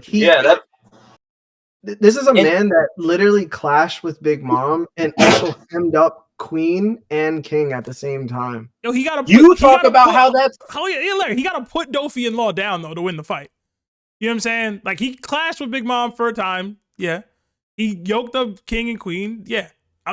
Yeah, he got to put Law and Doflamingo down in that fight. He might survive for a time. He might be able to dish damage as he knocking them out. Well, what? And I'm not trying you're absolutely right. Right. All right. So I saw, and hear me out. I saw Marco heal an entire floor and was still able to fight. Right. So it took away from his stamina. What type of stamina does Law have? Decent stamina. I mean, he can fight, bro. You think he could fight for more than a couple hours? How long was Onigashima? That was a couple hours, no? He was fighting. You know what I'm saying? Like, do you think he can fight for more? Because from what we know, he can't fight for more than a couple hours. His moves expend too much stamina for him to do.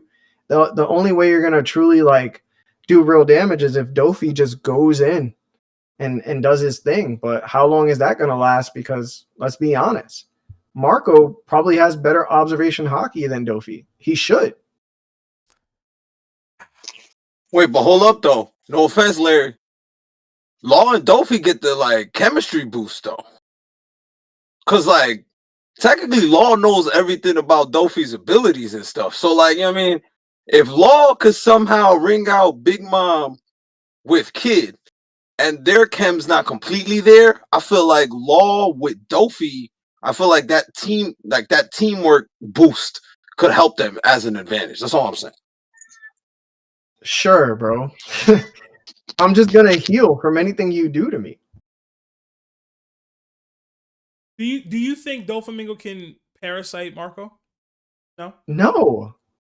Parasite Jozu? What is he? Yeah, because Jozu's a physical object. He's Diamond. Marco could literally get parasited, and then somehow we could be like, yo, his flames don't allow it to happen, or it just goes straight through him. Is that fair and reasonable? Why not? I'm asking. I saw Kizaru's like mirror attack go straight through him. So Larry, I'm not gonna lie, I'm loving the Marco glaze from you. I'm absolutely loving it. This is making my Christmas right now, bro. It is. It truly is. I think Law's powers just won't work on him. Like at all. Won't work at all? No. I don't think it would work on him. Okay. Again, he still got a KO dude himself. I think he could KO Law pretty easily. He just has to worry about Dofi. Pretty easily. Wow. Yeah. Wow. Okay. Listen, I was not expecting the Marco glaze from Larry today. I love it, y'all. I absolutely love it. That's wild. Lauren's gonna fist fight you. Lauren's gonna Listen, fist bro. fight you. I'm telling you about. Lawrence doesn't think that Marco would beat Doflamingo straight up, let alone Law plus Doflamingo. And you out here like, wild. yo, he got it, bro. I don't know, Larry. I can't. You're wild, I think they Larry. would clear I'm not any even gonna first lie to you. commander personally, because I already have Law basically at near first commander level myself. Like I just do. So and Larry, Dofi's you're not wild. I'm not so far off that he's not going to be able to help. So it's he not beating them, bro. I'm sorry. If Marco can beat Law and Doflamingo 1v1, then he's higher than even I had him.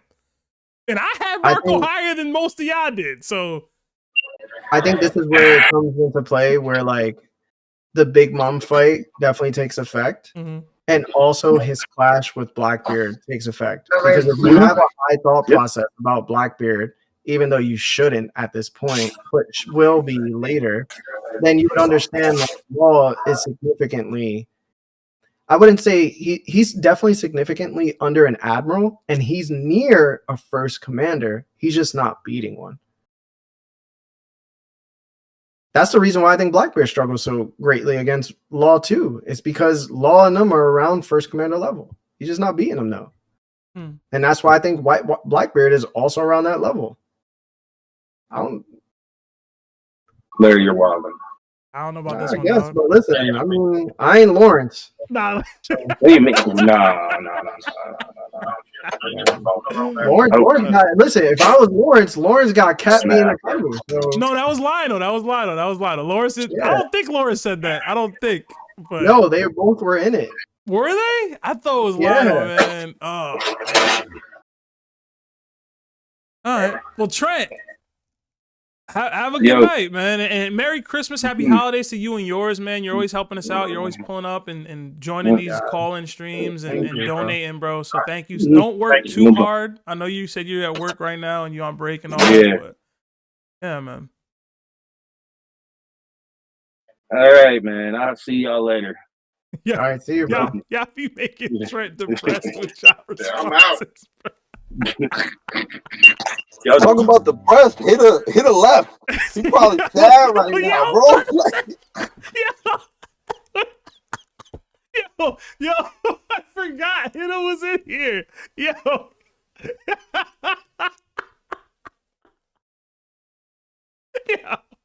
Yo, Larry, you don't understand. Hidda is Law's #1 glazer. For you to say he and Dofi not being Marco, he probably left the pod, bro. He probably left the Discord.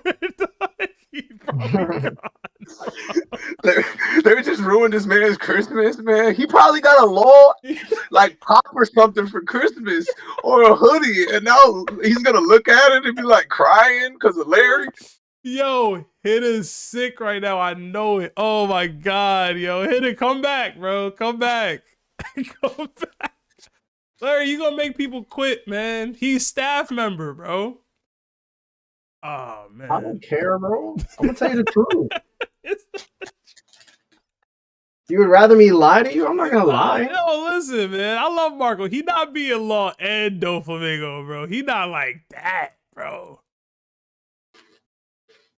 Hey, I love to hear it. I love to hear it, bro. Listen, put it this way, right? And I know this is Marco hype, and believe me, I don't like Marco as a character. I think he's pretty bad. But do you think Shanks, having the crew that he has, all of them not being Devil Fruit users, suspected, right? All of them are around the same level in terms of strength. And he just suddenly invites somebody like Marco onto his crew twice. You don't think Shanks would be down to have Law on the crew? Shanks got random scrubs from West Blue just on the crew, just cuz. You know what I'm saying? Oh, but that's not the crew. Yeah, that's not the same. Exactly. Yeah. To me, that's a who you are as a person kind of thing. Like he this way. So when he recruited Marco the first time, That was the first time he had ever met Marco, apparently. For real. He was He like, heard oh, about you're Marco. Marco. Yeah, I heard about you. You're the first division commander. That was a very surface level, like, yo, pull up. Like, it's not, yo, even if you heard a decent chunk about Marco and maybe has a gist of the kind of guy he is, it's He like, did run yo, into Marco when he was a kid, though. well, I mean, they didn't have much interaction. I'm saying, like, this is a guy around my age. Whitebeard's kind of old. Yo, what's up, bro? I feel like you cut. We would vibe from what I hear about you. And then after more knowledge is gained and Marco's able to be around more, like, yo, listen, the vibe is real. You don't have a crew. What do you like? Pull up, bro. We come drink with me, man. Like, we both from the greatest pirates of all time, like on their ships. Like, what's going on, man? I'd like to have a doctor with a flying phoenix on my crew. I know I'm no devil fruits over here, but like, you cool people and you rock with Luffy now even further. Join the ship. Like, I don't know if that he was like, yo, I'm trying to boost my ranks and my fighting force like that. And again, this is me. I'm the Marco guy, Larry. Shanks wasn't power scaling and going, I need Marco. You know what I'm saying? That was a vibe check before it was a power scale check. In my opinion, anyway. But I'll take it. I'll take Wait, the hold on, gas. Seth, I'll take the you gas. said a vibe check? Vibe check. Off of first appearance, right? Where do you get that vibe from Marco? Hold on, that's not fair. That's not fair. That's not fair. That's not fair. The first appearance was a little different. But I don't know, man. I don't know. I mean, maybe it was a power scale for Shanks. I'll take it. I'll take it, man. I did not expect all that Marco gas. I need you and Lawrence to have a conversation though. I'm ready for it. I need that for the next pod. Somebody please. I'll super chat it myself, bro. I'm gonna bring it up and see how Lawrence reacts to Larry's statement here and see where we go from there. All right, we got another 5 from CLMDC212. Fine, here's my Larry tax. My name in Discord is Polo C. All right, Polo, we'll get you up here, man. We got you, bro. You're locked in. You're locked in. We got another warlord join the ship in TTPV. Welcome. Enjoy all the emojis that come with being a warlord. Another 2 from Red-Haired Gator 8847. What do you think Law's purpose is in the end game? To die for Luffy. And reveal whatever the water means in the clan. Yeah, I don't have big Law theories. Another 2 from Red Hair Gator. Who do you think Louis Arnott ties in? Or how do you think Louis Arnott ties in? I don't have a strong Louis Arnott theory. Larry, you mentioned him on the stream last night. Do you have like a Louis Arnott like thought process that you can elaborate on? I don't really have anything. Not really. I don't have anything. He might just be like a author. That's about it. Okay. Yeah, I mean, somebody who's been to Elbath at some point. I'd like to think it might be a character that we've run into. The best guess would be somebody like Gabon, but I don't think that's the case. So, I don't know. Maybe some Roger Pirate pen pal or Roger Pirate who decided to become an author at one point in time. But if I remember correctly, they're from an era that's well beyond Roger, right? Am I tripping? They gave the year like when he wrote the first thing when we heard from him. I don't remember the timeline in One Piece, like what actual year things were. So I'd have to do some more research on that. My fault. I wish I had more Louis Arnott thought processes for you guys. All right. Let's get Pulse Man in here. I know he's been waiting a while. Pulse, you there?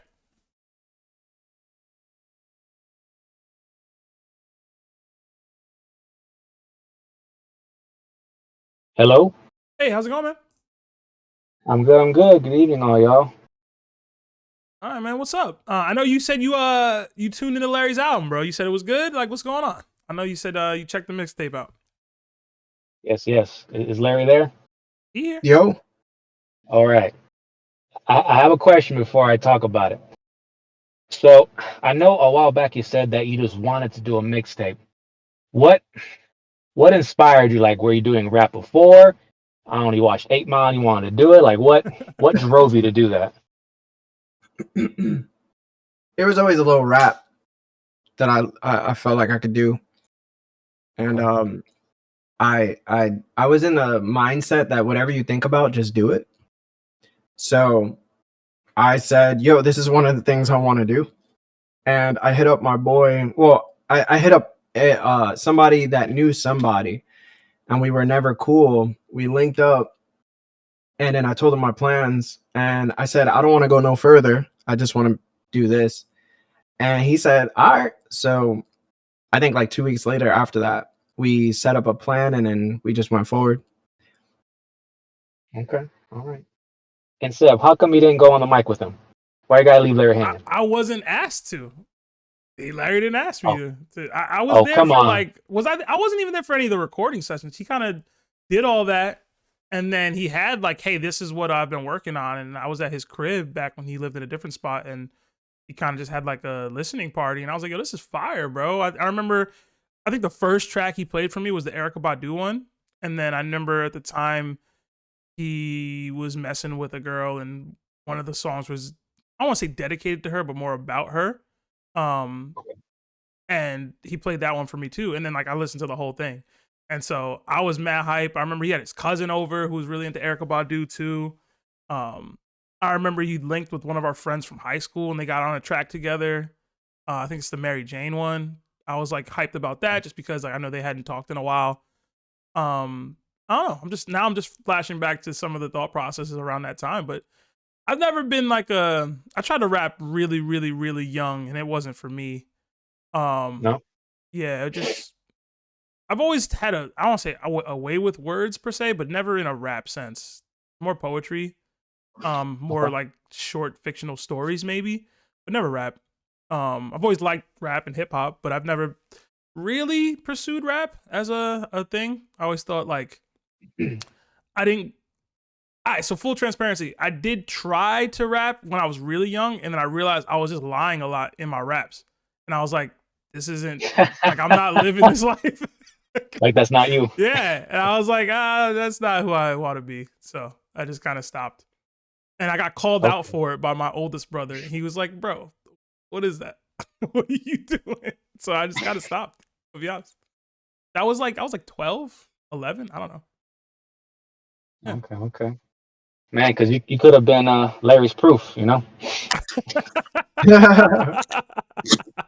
Yo, that's funny. Not gonna lie though, like age group wise, let's be honest. Around that time, I feel like more people were actively just trying to be in ciphers. Yeah, I mean, I wasn't. Well, I never even got to that point. Came out, man. I never even got to that point. And even the album, the mixtape Larry dropped, that was much later than that. Like I want to say that was 10 or so years after the rap stuff I was trying to do. So it was like it just never coincided at all. So I don't know. Okay. You ever join a cipher, Larry? I don't remember. I don't remember around that time if you No. had. No. Now real quick, so one of the tracks, Larry, a couple I forgot the first part of them, but it would say freestyle. Now were those songs actual freestyles, or that was just something like that you did like a Little Wayne where you started going and then just kept on returning, or was that a written song? Those freestyle songs. That was Drake on a BlackBerry, bro. That's pretty funny. Okay. So listen, Larry. So here are my thoughts on all that. I feel like you shouldn't have stopped, because like honestly, I felt like you actually had some promise. Thank you, man. Like for real, like I know the mixtape you're doing a lot of styles, and just gonna be honest, you didn't hit all the different styles. That's how I'm gonna put it. You didn't hit all the styles, but there were two styles that I really liked. I liked your New York style way of rap. I felt like that was probably your best. And then, man, you're giving me kind of like Jonah Lucas vibes. Like Jonah Lucas? Yeah. Okay, you're giving me those kind of vibes. Like I feel like if you would have kept going, Larry, I feel like you would have even got even better from there. And also, like the fact that you did it in the beginning was actually not that bad. It's actually a lot better when I first was doing it. Because I tell you what, man, my songs they stuck. At least my first couple. But Yeah. I do have one that I'm proud of. But anyways, enough about that. But what I do want to say is, I appreciate you sharing that with me because I actually got my fire back. So I'm actually trying to get back into it. Like I've already went back on four of my songs. I had to fix a couple things, and I'm actually rewriting a whole other song right now. So like I'm kind of getting back into it. So thank you very much for that inspiration, Larry. So Yeah, I'm glad I can inspire you, man. Just whatever you got in your mind, just do it. You know, you never know if you're gonna do really good at it or really bad, and it doesn't really matter as long as you're not on your deathbed looking at the people you could have been. So always just go after what you're thinking about, bro. No matter what, who cares? Like when I did it, I literally just said, I just want to go full blast and just be like, yo, I did at least one, just to say I did it. So keep going, bro. Will do. And since Seth was talking about, you wrote a song about a girl. Was this the one about them sitting on your face, or is that a whole other track? What? I swear to God, one of your songs was like, how'd it go? Like, come to my place. Like, look, I swear, bro, this is actually verbatim. Like, you come to my place, sit on my face, and I'm like, oh my God. I don't think I've ever said that, bro. Bro, I'm so serious, bro. Bro, man, let me go back to SoundCloud. Oh, was that the one where it's like a little bit of singing? Yeah, man. Yes. Oh my God, bro. You're trying to Bryson Tiller, man. You're trying to Bryson Tiller stuff. That was the worst track on the entire mixtape, bro. Bro, I laughed so hard when he said that. I'm like, bro, why'd you say it like that? Oh man. Yeah. Bro, that was awesome. Bro, that was like, oh my God, bro, that was awesome. That's great. So yeah. That's so good. That's gold. All right. Hey, mate, you could have kept going with that too. Oh, my bad, bro. Nah, you yes, good. Sir. I'm cracking up. That's so funny, man. Yes, sir. Yes, sir. I gotta go back and check that, man. Yeah, bro. It's you're gonna love how you really enunciated all that. So it's gonna be good. All right.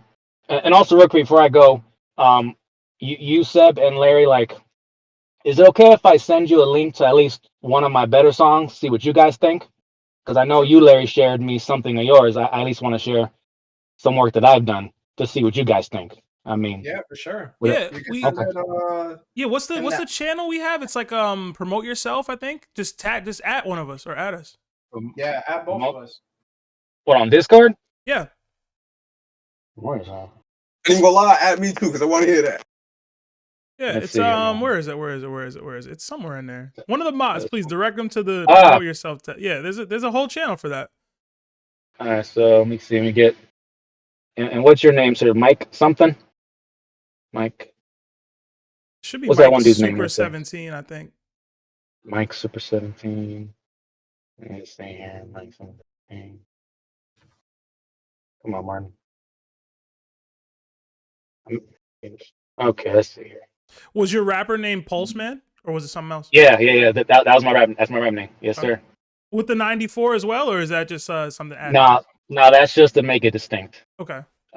Yeah, Postman originally was a like a comic creation of mine. Like I have a whole story that I did through college, and then I just adopted it as a rap name because my dad thought I was pretty good when I yeah, I remember you were telling us.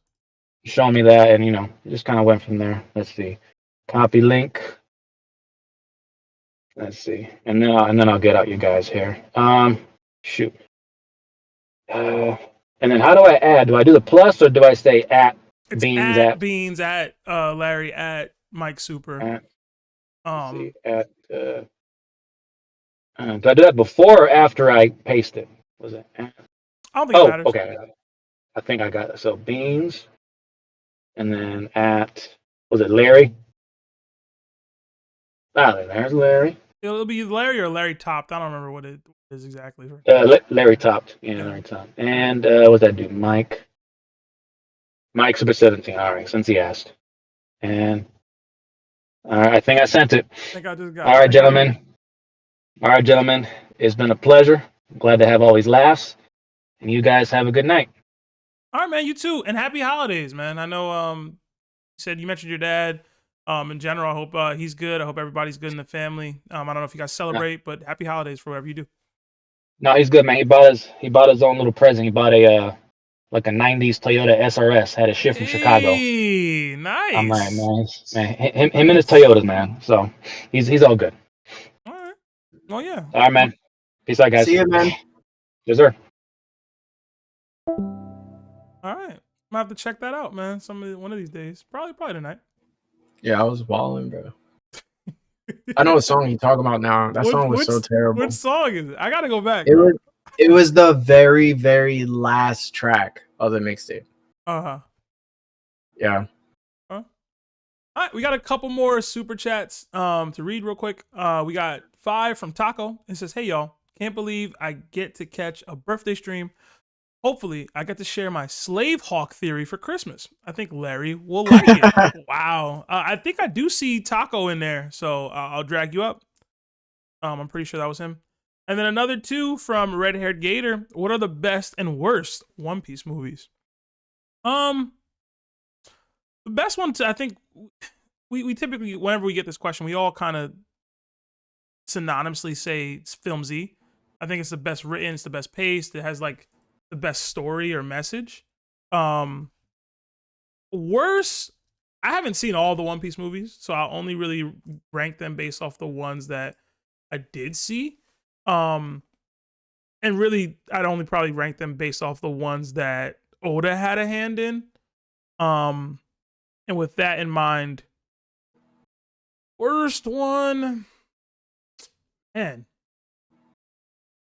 I'm gonna go Film Red. I know people aren't gonna like that, but I wasn't overly intrigued throughout the story.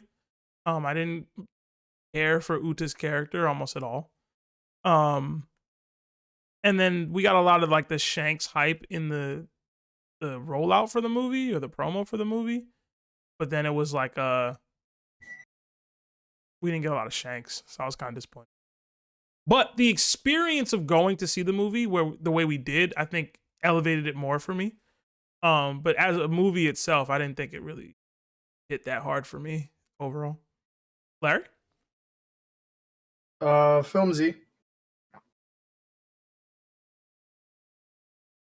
For best, right? I'm sure you would. Yeah, best movie. Yeah, best movie. Film Z. And worst? Worst movie? Oh damn! Might have been that the scary one. Oh nah, you're tripping. I like that one. I like that one a lot, bro. You tripping? No, Baron was weird, Baron bro. Matsuri or whatever? That was fire. Nah, Baron was weird, bro. Okay. Shit, it made me uncomfortable. All right. I'll put a poll in the chat. Let us know what y'all think the best One Piece movie is. But okay. We did get another. Actually, no, that's all the super chats. I hope that's the right Taco. PTPV, I saw you mentioned like how do you get in here? You'll have to jump into the Discord voice channel. I don't know if you're a warlord or a warlord or higher member, but there is a call-in only voice channel that you get access to if you become a tiered member of warlord or higher, or if you send a $5 super chat or higher. That'll also just join the call waiting room. Let me know what your Discord name is. If you send one of those, I can drag you up. Or if you become a tiered member on the Discord of Warlord or higher, you'll just have visibility of that call-in waiting room itself. Right. Oh, we did get another 10 Australian from Regal Sloth. It says, top 30 was great, guys. Larry, you always use the fact that that Rox had 3 conquerors, but Roger had 2 arguably better ones. 3 if you count Odin, 4 if you count Bullet, if he ever becomes canon. So is Roger greater than Rox? That's just you claiming like Whitebeard and Big Mom are under Rayleigh, and Gibbon. I don't think that's the case. I think the statement would be more so Rayleigh in his prime is over like a Big Mom at the time that she was a Rocks pirate, and vice versa. Like same with Whitebeard. I don't even know if that's true, but oh, but that's like saying like if Rocks and crew lasted just as long as Roger's crew. Yeah. You know what I'm saying? It's like that's what I think you would have to even them out to. Yeah, because you throwing Bullet in there, it's like, yeah, that's Baby Bullet, right? Like he wasn't whether Buggy said what he said or not, like he wasn't Rayleigh level at 19, right? Like let's just be real, like he just was. I mean, look at Shiki, bro. I could say Shiki might have been a conqueror. Shiki messed around being another conqueror, dog. I mean, we don't know. We don't know for real, right? And no, I was gonna say something else, but never mind. I was gonna say technically Loki was trying to be down with the crew, and that's another conqueror, right? Like that's unfair, but like he out here turning the conquerors away, right? So, all right, yeah, let's get another caller in here. I know Shake was waiting for a while. Let's get Shake in here. Shake, talk to me, man. Don't be wildin', bro. I know Larry here. Don't get activated, bro.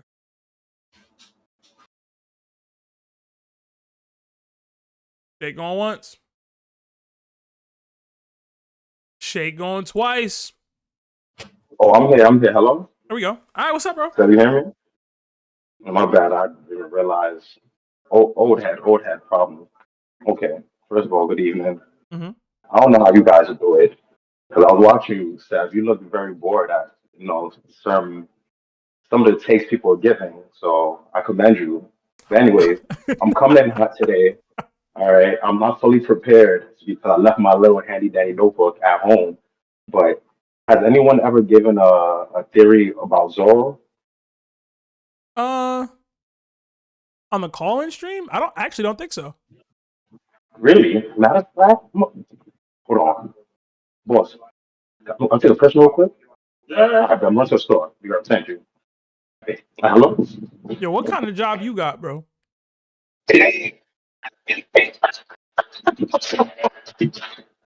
So I'm trying. Yo, anyways, it's. Yeah, we can't hear you.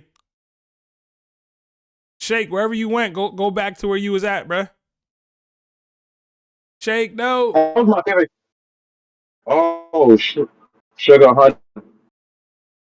Is it better now? Yeah, it's better now. Mic check. Oh, my bad. It was Wi-Fi.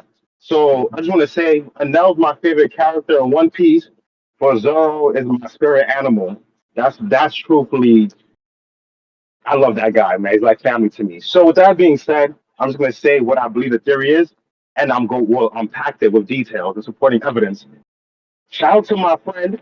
We're not cool no more, but Gabe, you told me this a few years ago, and I wanted to beat you up when you said this, but after years of thinking, damn, you might be right. Zoro might die at the end of One Piece. Okay. I don't want to even fathom that, but I think he might die in a sacrificial type of way. So let me break this down. First, I would like to ask you, Seb, because you're an educated man, which Straw Hat pirate, in your opinion, hasn't gotten their own personal arc yet? Like, do you think every Straw Hat has their own personal arc?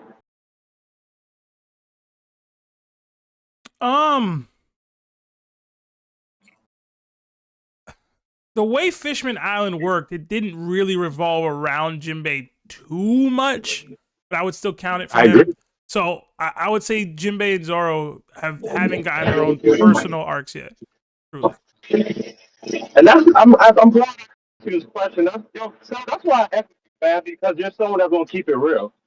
Zoro and Jinbei, I agree, but let's focus on Zoro. Zoro never had his arc. Wano, we thought Wano was gonna be it. He's related to Ryuma, etc. He didn't do it. It was more so him just Toei just glazing him and making him look like he's that guy, which he is, fighting King. With that being said, I believe the final saga, as in maybe final war, will be the time where Zoro sacrifices himself And I think Oda has been trying to foreshadow something like that to us since episode 5 or 6. Mhm. So I did my research. Um, Before we all know the nothing happened moment, forgive me, if you can't really hear me, let me know. There's background noise outside. Forgive me. Mhm. But we all know the nothing happened moment. It's one of the, I guess, more impactful moments of One Piece, at least for me, biased, I know. But before that happened, Oda showed Zoro willingness to sacrifice for Luffy. When Luffy first fought Buggy, somehow I don't remember how Buggy got Luffy in the cage, but Luffy was locked up in the cage. Then Zoro pulled up. Zoro and Buggy had a little squabble, but then he got devil fruit. Buggy stabbed Zoro in the midsection, like in the back Yeah. or stomach, abdomen, whatever. He's bleeding. I guess you can say he lost the fight, right? But after Buggy bomb or ball, no, exploded, and like everybody scattered, you see Zoro struggling, gritting his teeth, picking up this apparently heavy cage, putting it on his back. And like Luffy's essentially telling him, like, yo, you should chill. Like, I'll be all right. Zoro's like, no, F that. I got this. This is what, 2, 3 episodes after he just pledged to join his crew. Mhm. So that right there, I think that was a foreshadowing for the Kuma moment. Don't need to explain the Kuma moment. I'm sure we all know. But with those two different moments, episode 6, Zoro picking up Luffy in the cage, to episode, I really wish I was like teching. I could just pull out an episode number from my head, but like 300 or whatever with Kuma, Mhm. I think these two moments will foreshadow what will happen in the final saga. So I have to think about it. What would really be a scenario, a realistic scene where Zoro would actually have to sacrifice himself? Well, we see his ambition, and we saw what he said against King. If I'm not, and I don't know, like I know anime. So real quick, the things that anime say, like the narrative, like the word that they say, like what Zoro says in the anime, is that fully accurate to what he says in the manga, or no? I never say it is, but some people say it is. It's really your own interpretation. I stick with the mangas strictly, for my Okay, so own. I'm gonna say because you can't just say the sky is red because you interpret it as red. That's Right. dumb. So it's not the okay. So I don't know if it said in the manga as well, but I watched the anime when it happened where Gazoro said if I can't even protect my like my captain's dream or something like that. Ah, damn, hold on. I'm trying to remember something along if I can't even like protect my captain's dream or ambitions, like what type of ambition or dream will I even have for myself? Something along the lines. Maybe I'm butchering it, but I think that Zoro is going to sacrifice himself fighting. Maybe I believe the Black Bear Pirates. They are always we don't fight 1v1s. What is this? We jumping you on sight. Mhm. So he's gonna be that person, that shield and sword. Maybe Sanji can help, but come on, Sanji. We know Sanji is not about that life. So Zoro's gonna be the shield and sword for Luffy when Blackbeard, what's his guy name that stabbed his grandfather Garth? Shiryu, the sneaky demon. There gonna be a few of them. They're gonna really try to, probably they may want the Gomu Gomu. They may realize, oh, this guy is really a god. Blackbeard will realize, no, I've been tripping. This is the devil I really need. So somehow, whether it's a Blackbeard pirate trying to jump and kill Luffy, or multiple God's Knights. I think that either the God's Knights or the Black Red Pirates. I don't think the Marines by themselves actually will want that small Luffy. But one of those two factions will try to jump Luffy. He will be in a very tough battle, but when you see that he's actually struggling, where oh wait, we think Luffy might lose, there comes the OSC soundtrack. Zoro's gonna pull up and gonna let Luffy know I got this. I'll handle your small fry. This is no, you got bigger things to handle. Go get that One Piece, my captain. Because essentially they're trying to fight and jump or kill Luffy to prevent him from getting the One Piece. Depending on the faction that's there, whether it's God's Knights or Blackbeard Pirates, they have different reasons, but they will try to stop Luffy either getting the One Piece or some other reason. Zoro's gonna come in, help protect him, handle his fate, fight 2 or 3 of them. He's gonna take at least one of them with him for a fact, but I think he might die. The point is, I don't want this to happen because I love Zoro. I will cry, but I believe Zoro is the epitome of sacrifice in not just One Piece, but in anime in general. And I can see him being willing to to die for something that he finds more important. And Luffy's Luffy, man. When you love somebody, he got not blood couldn't make them any closer. You know, he's his brother. They're not biologically related, but I think that's something they have a very deep bond, and Zoro's willing to sacrifice everything for this bond of connection. So Like that, people say, Usopp is. My bad. Continue. No, you're good. You're good. That last part that you was bringing up is why your theory can't happen. Luffy wouldn't leave Zoro in that situation. He would rather not get the One Piece and protect Zoro. Like unless you set it up in a different way, it can't happen that way. That would be so out of character for Luffy. He would never abandon his friend, possibly his best friend, depending on how you feel, for the One Piece. Like, he just wouldn't do it. He would rather not get the One Piece and Zoro live than get the One Piece and Zoro's dead. So he wouldn't do that. Beyond that, in general, Shake, Oda don't got it in him. I'm gonna be real. Oda don't got the stones, bro. And I know Oda the GOAT. He don't got that, dog, to kill Zoro. You crazy? Do you think it's because of the fans? Do you think because of the fans, or just because he personally loves Zoro himself as well? Both. Dog, Saul is alive, bro. Saul is alive. There's no chance. There's a 0%. I'm the 1% man. I'm the 1% man. There is a 0% chance Oda would kill Zoro. It's not. Oh my gosh, man, yo, this. You know, you just made my night. Damn. We never know. Like, you never know what could happen in the next 3 years. Oda. Now you know. No, we do know. Some things we Wait, know. not even said you use Soul. Yeah. At least he's useful. He kept Pell alive. This man talking about clipping Zoro, bro. Yo, hold on. The Pell thing. He said Zoro. Didn't they say Zoro? I don't care what he is. I don't care what he is. I don't care what he is, bro. Oda didn't have the stones to take Saul out. You talking about Zoro, bro. And that wouldn't even draw on the heart. It would just infuriate the fan base. With Usopp, at least okay, so the other piece of this is, I know I'm trolling a little bit with my take, but the other piece of this is, can you fulfill your lifelong dream in death? That's the piece of it that, if I do think Oda would ever go in this type of route with a character, especially a Straw Hat, you have to be fulfilling both things in one.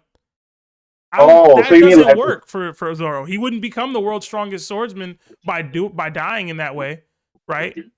So even if he killed off like two, like he may lose, but he took one or two swordsmen with him. No, because the world's strongest swordsman would have survived. That'll be how it's looked at by the community, by Zoro himself, by Mihawk even.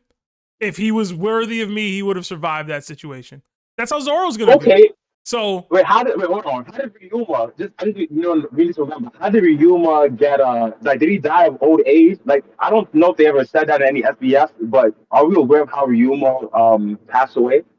I don't know, but I've had enough Ryuma conversations for a lifetime based off of our last couple days here.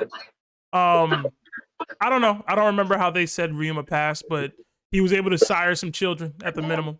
So, you know what I mean? They did. Yeah. Yeah, I can't speak on Ryuma, I ain't gonna lie. And even just his name bothering me right now. But in general, I don't think that's enough. I don't think it's grand enough a death for Zoro. Especially, maybe that's not the case per se, but I definitely don't think that that's how we're going with the story for Zoro. I don't think he can accomplish his dream through death. And I genuinely don't think Oda has it in him to kill one of the best characters in One Piece in a way like that. So, no, I agree. To be honest, I don't want this theory to even come true. It's not a real theory. I was just bored one day thinking, was my friend right? Because he knows I'm a Zoro guy. He just told me, he said, "Yo, Zoro's gonna die." And he laughed in my face because he saw my reaction. Now I started thinking about it. How could that be possible? So it was like a reach. But my final question would be, do you think there's any character besides Mihawk? Like, is there any way or any scene, possible way that you can see Zoro dying or being killed that the fandom would accept? Nope. Chad, you like Zoro? Just to make sure my tripping. You're a Zoro guy or a Sanji guy? I'm a Sanji guy, but I'm a Monster Trio guy above all. I just in my ranking of them, Sanji's my favorite, then Luffy, then Zoro. But I love Zoro. I think there's a legitimate argument that he's one of the best written characters in the series. I think people don't see how well written Zoro is as a character, and sometimes that bothers me. But in general, I just favor Sanji and Luffy over him as characters. Hey man, Sanji had that New Jersey accent. For kids, man. Hey, nothing beats that. So I don't blame you. I know you want to do so long. So anyway, Seth, thank you for this time. I appreciate it. Yo, keep on doing the great work and happy holidays, y'all. For real. Yeah, man, I you too. appreciate the. Thank you, Shake. Hey, you know, and I hope I was chill, man, because I'm outside right now. I could be a lot more, but where's Larry? He working on editing, bro. Sometimes he gotta step out to handle the business, bro. I'm here. Yo, Larry, man, yo, I don't know if we ever gonna link up to see you, but I'm gonna try to bring like I've been being more blessed, and yo, I'm gonna try to bring you a big booty Latina, man. I ain't joking. Like I've been missing them. I haven't had one in a while myself personally. I'm being serious. So, yeah, we also close, brother. You go to New York City, man. Yo, we outside. I'm being so serious. I'm so serious. I'm Nigerian, by the way. I shouldn't even. I don't care. I'm Nigerian. We outside. As tempting, my brother, that would be. I currently have a Latina. I currently have a Latina, and she would probably kill me, you, and whoever you're planning to. Oh, he's Dominican, huh? Yeah, bro, it wouldn't be a good scene. It'd be a documentary on Netflix for sure. Shake. Have a good night, man, and have a great holiday, man. Have a happy holiday, Merry Christmas, and happy Kwanzaa and all that. You said you're Nigerian, bro? I'm Nigerian. I'm Christian, though. I'm joking. All right, man. You have a good one. Yo, thank you. Love you, Shake. Yo. All right. Shake wildin', bro. Shake trying to get you caught up, man. You gotta help me with this, Larry. Larry trying to get you caught up. Like, he trying to get you caught up, Larry. That's crazy. I'm trying not to die. Yeah. All right, guys. I have a hard stop at like 8:15, so I gotta speed run the rest of these calls. I ain't gonna lie. So I'm gonna keep it funky. I'm about to go. I see y'all. I'm about to eat and shit now. Oh, language, Mike. But all right, bro. I see you, bro. See you later. All right.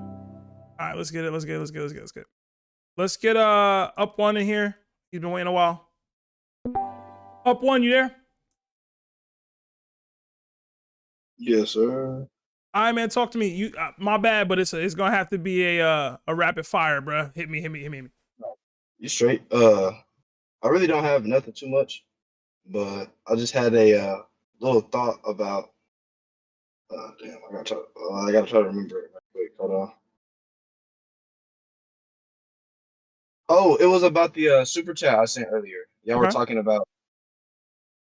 I can't even remember what y'all were talking about. I gotta pull the stream back up. Super chat from Up One. I feel like I remember getting one from you. It was about the okay, the rocks in the hockey, right? Mm-hmm. Okay, so I'm thinking it's something like this where I was listening to what y'all was saying, and of course I know y'all had the conversation already, but I'm just thinking about it a little more, especially with Loki and all these power boosts that's going on right now. I was thinking about Rocks. I don't think Rocks has the leakage hockey that y'all were talking about, or whatever that would be. I think that was Emu's hockey that was like pretty much nullifying other hockey attacks that Garp and Roger were putting out, because Rocks didn't use that type of hockey before they were dumbly reversed. So I think that could be something that relates to Emu. I'm pretty much downscaling Rocks because I don't think he has that just leakage to where he's just constantly like passively just putting defense up. Okay. I think I said before, I'm still not sure. I'm still kind of waiting on more details on how the Daimyo Reversi works. Like, is that your hockey? Is it Imu's hockey? Is it a combination of the two? Is it extenuated hockey from Imu's, abilities? I think there was a thought process highlighted on yesterday's stream about like Imu having the ability to counter and redistribute a person's hockey. That was really interesting. I really don't know, Chris. Like, I really don't know, bro. Like, I wish I did. I wish I had a better answer for you or a better thought process around it. I'm just kind of on a wait and see approach right now with it because it does fundamentally change how I would, one, view that moment and how I would, two, view Imu. So it's like, exactly. I need further clarification, and I don't want to kind of run wild with my own speculation on it, which, I don't know. I just don't know yet. Yeah, I feel you. Mm-hmm. So I just had another just quick question. Mm-hmm. Why do we think Marco is beating Doflamingo and Law in the 2v1? That's a Merlin. That's a Larry question, bro. The switch up is crazy, bro. I feel like I've had conversations with him where he said he not beating Law straight up. So I don't know where we got Law plus Dofi from, but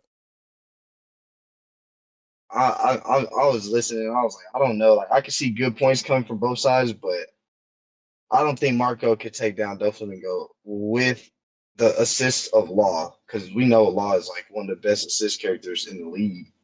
Mm-hmm. So having LeBron with a good with a good playmaker like Law, he knows he's gonna find out a way to make up this one plan that if it doesn't work, then of course they'll just lose. But I'm pretty sure it's gonna work because like Marco is he's not that guy. Mm.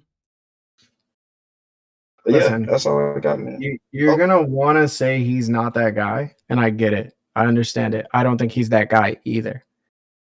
But when you place Sanji right now versus Don Chinjiao has Conqueror's hockey. He has armament hockey, he has observation hockey. But we all know that Sanji is winning. And why is that? It's because Don Chinjiao doesn't utilize those hockeys to the point where they can overwhelm Sanji like others would be capable of. Those people who usually can do stuff that like Don Chinjiao just can't right now are first commanders. Katakuri could utilize his hockey a little bit more efficiently than Don Chinjiao could. Now, it comes to overall strength of your hockey and your character as well. And we've seen Luffy kick Kizaru with Conqueror's hockey. And even though Kizaru doesn't have Conqueror's hockey, his armament hockey makes up for what Luffy's lacking in that department by not putting more effort into that attack with Conqueror's hockey. So it shows that it can even out even if you are infusing it with Conqueror's hockey. Now, when it comes to like somebody like Law or Doflamingo has all the hockeys, but he doesn't have the strength to utilize those hockeys to overcome Marco's actual base hockey or his attacks, or to bypass his Delfruit ability to that degree. Because Marco has to be relative to the first commanders, even though I think he's the worst out of them, all four of them. So when you look at it from that aspect, if Law doesn't have the hockey, because it looks like he's just learning how to use hockey, and he instills it into his Delfruit, it can hurt Marco. But I don't think Kizaru, who is using his Delfruit abilities, is not infusing some type of hockey into it. And Marco still was capable of receiving the attack and regenerating right after. So I don't see how Law's ability can really do much to somebody that regenerates as a Logia does. Now, we've seen Law verse somebody like Smoker, and Smoker had his heart taken out. And also, Virgo was cut in half, and they had better hockey than Law did. But we're not talking about vice captains. We're not talking about GA captains. We're talking about first commanders who are literally right under the Yonko. And those Yonkos were previous gen Yonkos. They weren't Blackbeard Yonkos or Buggy Yonkos. These were well-seasoned veteran Yonkos who reigned supreme for 10 to 20 years. So you have to put a lot of respect on their capabilities, even though they might lack these larger than life ceiling hockeys that others may have that just can't utilize it the correct way. So that's why I give Marco the benefit of the doubt. Like you can't doubt Marco in that position to those people. With everything you just said, I ain't gonna lie. I'm gonna have to agree. I don't think he's that guy, but yeah, I ain't gonna lie. Everything you said was pretty much valid. So I definitely do agree with that because Marco, yeah. I mean Kizaru, I gotta put Kizaru off. So yeah, I definitely agree with those takes. Appreciate you for giving me a new perspective on it. No, thanks for listening. Other people just say I'm wrong and just flame me. So yeah, because you got to think about it. That is Whitebeard right hand man. And he earned that spot. So yeah, I'm put some respect on his name. I'll put some respect on his name. Got Marco's sleeper agents in the Discord. I love it, man. Chris, have a good night, man, and have a happy holiday for you and y'all yours. too. Man, real talk. Y'all be safe. Merry Christmas. Thank you, man. Yeah, you too, man. All right. Let's get another guy in here. Let's go Polo C. He's been waiting a while. Polo, you there? Yeah. How's it going, man? Hey, what's up? Good, man. Rapid fire. Hit me with your question, theory, or whatever it is. I got a hard stop at like 8:15. Yeah. Sorry that took so long. I was listening in and it was just like taking that long. I was ready to get to this like quick little thing I had. Okay. But essentially, like real quick, I've been thinking about this a long time, and I know this sounds crazy. But I was like looking at the character designs for certain characters, and I noticed something that Caribou, his tongue specifically, I know that sounds wild, but like reminded me a lot of Ochoku when we first saw the Rocks Pirates and everything. And when we just got that color spread in last week's chapter, it came out that Ochoku has green hair. And that immediately sparked something where I thought about Caribou's little brother or older brother, Koribu. Can you still hear me? Yeah. Yeah, I thought about Koribu, who's Caribou's brother, who also has green hair. And then I thought about, okay, wait a second, like the tongues kind of like look similar in character design. We don't know too many characters besides like Doflamingo who like stick out their tongue that much, but like it's pause, but it's the length, and it's just like, yo, I saw a similarity there. But then I realized like, yo, Caribou is now just joining the Blackbeard Pirates, Blackbeard who took out Ochoku for Hachinosu at the Rocky Port incident. And so I was thinking about like, what if Caribou knows about his possible dad? I don't know if the timelines match. I would have to go back and see what the ages would be like. But what if he knows about Blackbeard taking out his father or potential relative and is secretly a double agent? And I was like, what avenue would he have for that? Like he said he wanted to be Blackbeard's subordinate all these years, whatever. He was with Luffy and his crew since Fishman Island, like trapped in the bucket and everything. And I know he was wilding, trying to steal some like mer people and some fish, some of the mermaids back in Fishman Island. But essentially, they've been like keeping him locked up, but low-key protecting him too, because there's a couple times where he almost got clipped, and I remember it was either Zoro or Frankie who had like stopped him from like getting taken out or something like that. But essentially, he's been traveling kind of with like a little bit with Luffy and them. So I was like, what if he like actually is, you know, not as evil or like some creep, and he's actually like just trying to get revenge? Because it's like, what would his motive be for wanting to join Blackbeard all these years? Okay. You know? So I love that you brought this up, and it's something I did want to highlight on the stream yesterday because I noticed the hair color thing myself as well, but we just did not have the time, and I didn't have the theory fully crafted. I've been working on it a little bit, but it's something I've had for a while, a little bit, just since we've gotten Wang Ji's like visual color. But essentially, my theory is that he is Wang Ji's son, and that it's not for revenge. It's that he wanted to do how do I say this? So essentially, Wang Ji has run Beehive for years, and he lost Beehive to Blackbeard. My theory is that Caribou and Koribu, their goal in life was to run Pirate Island with their father, and that for whatever reason they had a disdained or distressed relationship where it wasn't able to happen. And so his lifelong dream was actually running Pirate Island. And now that Blackbeard runs Pirate Island, it's his lifelong dream to be the subordinate of Blackbeard or to help run Pirate Island. So I go into major detail about some parallels I noticed with Caribou and other estranged relationships between fathers and sons in One Piece, but that's where the lifelong dream of his comes in, where it's like it's about the island itself that Blackbeard now runs. Maybe he snakes Blackbeard in the end, or will try to, but obviously he'll leverage all the ancient weapons and knowledge that he has now to get that seat. But he's always wanted to run Pirate Island, and his dad had it and basically never handed the keys. This would be a situation where Blackbeard would essentially allow him into the fold and give him some of the keys, like give him grace on Pirate Island. So that's his lifelong dream. It's basically running Pirate Island. And yeah, so I like that better than like him hit like Luffy and the crew having an effect on him, because he's like a powered kind of, but this makes more sense. So it's like I love that. I've been like holding on to that. I was like connecting the dots. I was like, yo, like, why did the character designs? It reminded me exactly of Ochogo. I was like, yo, and there's the connection. So yeah. Okay. Yeah, I've been working on that for a little bit. I've never, like, people don't focus on the character too much, so it's like one of my back burner theories. I tried to make a theory about every single Rocks pirate.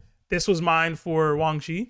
But it really, and I know the Don Marlin beige like things kind of died out too. So it was like, dude, this is like, okay. I had such a dope Don Marlin theory, bro. It was, oh my god, he was supposed to be. Yo, you should still share it. Like, nah, it don't make sense no more. It don't mean nothing now. It's nothing. Fan fiction. Hey, fan fictions. If the twins if the twins can have Gabon and Rayleigh over Rocks, you know, like you can dream, right? Like we good.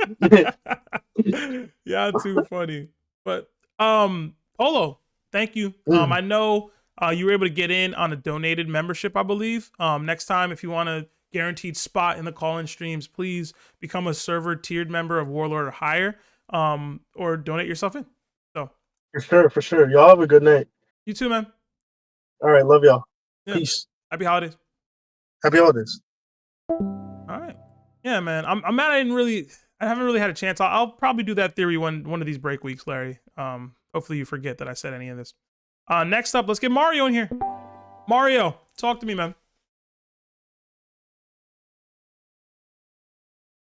Hello. How's it going, man? We're rapid fire. I gotta end in like 20 minutes, so hit me. I got a couple more calls. Okay. Mm-hmm. So before I speak, I gotta apologize in advance to you, Seb, especially. So what I'm about to say is crazy, okay? Mm-hmm. And I'm not rage baiting, not trolling, not nothing, all right? If we take away plot, if we take away narrative, is it too crazy for me to say current Jinbei can be current Blackbeard?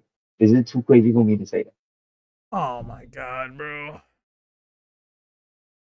Yes, it's crazy for you to say that. Yeah, I know it's crazy, but like I think it's possible though, because like Jinbei got the hockey, he got no disadvantage against him, because like the only reason why most of Blackbeard opponents lose to them is because they have the Dofu, and Yami is the direct counter of that, and Jinbei doesn't have that. He has Fisherman Karate, he got hockey, way better hockey than Blackbeard has. He like is it possible, or like can we say that Jinbei at least have Rio after the Husu's fight? I'm pretty sure like that's fair to say, right? That part like is fair. That advanced armament. That part is fair. Yeah. Everything else you said was nonsense. But but I think it's possible. He got the techniques to be able to win against Black. This is what I'm saying. I know he's crazy. Yeah, I believe that. I'm a matchups make fight guy. So even if the how do I say this? Even if the Yami isn't effective against Jinbei, I think the Gura itself is still going to be a very effective tool in a fight versus anybody, especially Jinbei. He's not like a Mhm. Logia. He's not. I mean, he can fight for days on end, but has he ever taken any Quake punches to the face? And I know some people knock the Quake a little bit more than I ever did, but I don't know. I feel like No, he took to the Blackbeard. face. Hmm? He took an What? Akainu punch. You heard? He got melted a little And bit. blocked He didn't it. take it to the face. Blocked I it. knew You're it. right. Bro. He blocked Yeah, it. you'll be like Oh this, my bro. I god, knew bro. that. Like this. I gotta stop, But bro. yeah, because like I was in a debate in the VC a few days ago. I think it was about this topic. So, and Jimmy got the hockey too to combat against the Gura. So I don't see. Hold I on, don't Mario. see what Mario, you what think Ainu throwing that punch at Jinbei is clashing with Law or not? clashing. I don't think so. Like if Akainu was put in that situation, Law would be cooked, bro. Law got cooked. Whatever, yo. I can't with y'all. I can't. Oh man. Yeah, y'all think? It's Yeah, hold possible. on. Let I'm me not ask y'all saying this. Let me ask y'all this. How long do you think an Aokiji versus Ace fight would go? Aokiji was his ace, so Mm-hmm. probably like less than an hour, bro. Okay, because those two abilities clash evenly for a quick second there, right? Like you can clash with somebody for a time. Marco clashed with Big Mom and even had the advantage for a second, right? Like clashing don't mean too much. All right. Yeah, I mean like Can you win the Jinbei got fight? the hacks. Is Jinbei winning the I'll say fight? it's possible. Can he block a It's Gerb baby? Is he possible, yo. winning the fight versus Blackbeard? Yes or no, Mario? For real, for real. Plot out of it all that. Is he gonna come down and beat Blackbeard in this? Not 100%, but I see the possibility there. There is a possibility because of the hockey feats and the fishmaker art. Okay. Oh, okay. Mario, There is a possibility. you have a nice night, Yeah. man. Have a Merry Christmas and Happy Holidays. I know you're it's morning time for you, right? It's early where you're at. Yeah, morning time. Yep. It's Yeah, well, like eight. It's 9 o'clock now. Okay. Well, have a good day, man. Okay. All right. Yeah. I want me to crash out the last 30 seconds of my last 15 minutes, man. It's good with y'all. Anyway, we got a couple more that wanted to give off theories. So first, let's get Taco in here. Taco, I know you were looking to do a theory on, I forgot what it was exactly, but talk to me. Crash out the last 30 seconds. And shoot, am I in the background? Yeah, you're in here. All right, shoot. I want shoot. So I don't got the time to say what I wanted to say at the beginning, but shoot. In response to Mario, Jinbei lost to Ace, and Blackbeard beat Ace without the girl. So if Jinbei is like losing the, but shoot. I think Mihawk is like Emu's #1 slave. I think he has the deepest sea shit contract. We know that Shamrock should equal to Shanks, and he had the deepest sea contract. So I think at that time, Mihawk also had the deepest sea contract when they fought. We know the way that Mihawk talks about people is similar to the way that the world government talks about them. Like he calls them insects, like rabbits and shit. Like if we go back to Marineford when some people tried to ask Mihawk if he remembered them, he says he doesn't remember the name of every insect he crushes. Which is exactly the same words that Saturn says when he doesn't recognize the insects of the human world or whatever he said on Egghead. So I think there's a high possibility that Mihawk will be Emu's #1 subordinate, otherwise like his slave, like how the Holy Knights are, like Slave Hawk. I thought Larry would have liked this more because it's more of the realistic possibility of his strength being like under some people since he's like being suppressed by Emu. I think it will still be like the strongest of them, but like I don't think he'll be like Shanks level. If like this would be like how Mihawk is and stuff.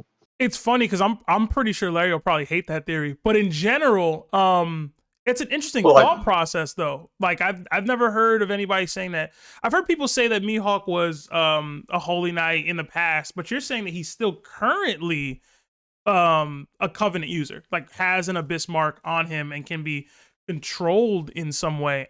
I don't know that I see that for Mihawk, and I don't know that I would like it for his character. Well, we I know think it that takes away from his character personally. But talk to me. Well, sure, we know that the contract works through any range, and we Mhm. haven't seen somebody with the deepest sea contract. So, like, if they have the deepest sea contract, Emu might just let them do whatever they want since he can take full control over them.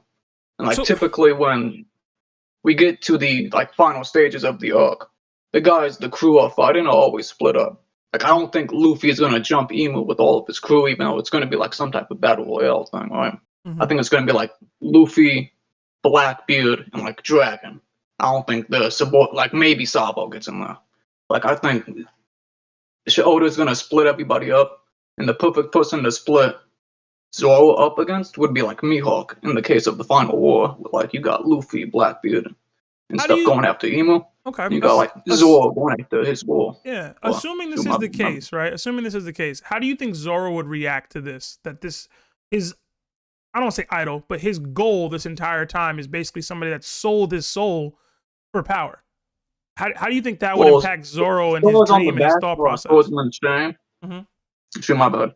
Scars on the back are swordsman's shame. And if Mihawk has this abyssal mark on his back, it would be like the perfect means to why Mihawk wants to lose after hearing like Zoro's line and why he wants Zoro to be the one to do it.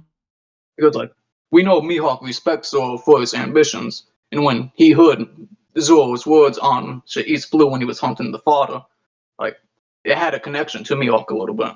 So I think Mihawk's hiding something on his back. And I think he wants to lose because of he's immortal and because it's like impossible for the normal person to beat him because of the hacks that he has. So he wants somebody who isn't immortal, like Zoro, to come and like kill him and shit. Kind of like how Locks wanted to die, or like how Harold wanted to die, but just nobody could do it because they didn't have the strength required. Larry, I will open that up to you because he did target, or at least mention you and how you feel. I don't know if you're still here, but he'll be all right. I don't really think it affects his character too much because like his character doesn't have much going for him anyway. Right. No, it's definitely an interesting thought process. I don't know that I agree with it, but it's definitely interesting. You said you called it the slave hawk theory? Yeah, so there was like a lot more, but we don't have time, so I'm just trying to like speed through it and rush. Okay. My bad. Well, I apologize for nipping at it a little bit with the time restraints, but Taco, if you ever want to come in and elaborate a little bit more on it, or if you do have a deeper breakdown, post it in the Discord theory channel and tag me. I'll see if I can read through it. All right. All right, shoot, I got you. It might be a little different from what I was saying right now because like I had to like change it a little bit for the time, but shoot, I'll send it later. Okay. All right, man. Appreciate that, and have a happy holiday. Merry Christmas, yo. Yeah. Hope you get what you were looking for, and have a good night. Should y'all too? Oh crap! I always do that. I gotta stop doing that. All right, next up is Infamous, who I believe is TT something on the YouTube, and had a theory as well. So hit us, man. TTPV, right? Oh, let me get. Well, yeah, that was me. I bet. Yeah, appreciate you for that earlier too, man. So I was stuck. I had subscribed on the YouTube. Retarded. I was supposed to be on the Discord anyway. Can't use those words, man. Time, man. I'm sorry. My fault. I ain't know. My fault, man. Hey, appreciate y'all for all y'all do, though, man. Appreciate y'all for having me. Just want to get that off first, man. Definitely tell y'all thank you. But yeah, I got a theory and just some little stuff I just want to kick at y'all real quick. But my first theory is 1 second. Try to be as quick as possible. I have a hard stop in like 10 minutes, so rapid fire. Oh, bet. I got you. I'm finna. I might even stutter a little bit, but I got you. All right, bet. I think Stanks is a descendant of a sky person, right? Okay. My main reason for that, outside of the red hair that we see on him, right? Can y'all hear me clear? Y'all hearing me? Yeah. I'm coming through clear. Okay. Outside of the red hair that we see, right? I think it's funny that when Roger went to Skypiea, this is, before he's doing the drop off, he's disbanding his crew. They say that the voices of all things had just came to him, but not just like any other normal time, right? You know what I'm saying? He was able to illustrate in his own writing, a message to leave behind. Like that seemed like something we ain't never seen before when, people talking to you in the voices or messages coming to you. It almost seems like he was not I don't want to say possessed, but like kind of like talking through tongues, like how like church and things of that nature, like for you to reiterate a message to leave behind. So I say that to say it's like what else could Roger had also heard, because it seems like he didn't understand the Sea Kings when they was talking, when they was disbanding the crew and he drops off Sunbelt and they're leaving.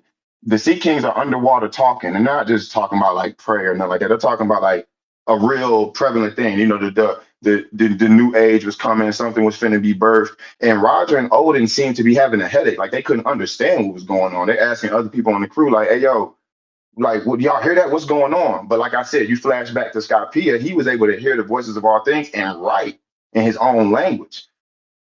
It's my head canon, but I'm just saying, what else could Roger have heard? I don't think that was something we got in his backstory. I think when we dive a little more into Shanks, we might get that. Another reason I think that, it's been high speculation that he has a sword called the Griffin. I just thought that was funny. Like I said, it specs no evidence on it yet, but I just think it's funny that, these distinct Griffin, Sky, woo, woo, woo, woo, woo. Also, there's a missing prophecy, if you ask me. When Gabon told Shanks, boom, you're the child of prophecy, yada, yada, woo, he doesn't say where it comes from.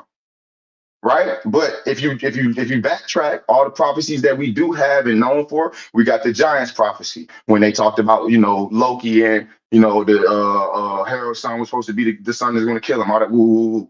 That's the Giants. We got one from Fishman Island with Neptune's daughter, Poseidon. She was supposed to be birthed and da da da da da. So from what I'm looking at, we're getting prophecies from all the ancient cultures, fishmen, giants. I think the only one we're missing is the Skypea one. And we have a prophecy, we just don't know where it comes from, Shanks. So I'm correlating that on top of the Shandora, Shangara. It's that prefix Shan. And it's like hidden, it's loose. I know it's nothing to really stand on, but just to, just more additive, what I'm saying, on top of that. So I just wanted to throw that out there. I think Shanks is a descendant of the Sky people, probably somewhat maybe related to Kagura, maybe. Not too sure on that. Yeah, y'all want to speak on that? Y'all just want me to keep going? I don't think so, but I don't have like strong pushback other than he already seemingly might be a Davy clan member. Like, are we going? He's a Davy / Skypean. I don't see that there's enough connections there, but I mean, right. It's not impossible. Like if we would have asked 3-4 months ago whether or not we thought Shanks was a Davy clan member, we'd have been like, nah.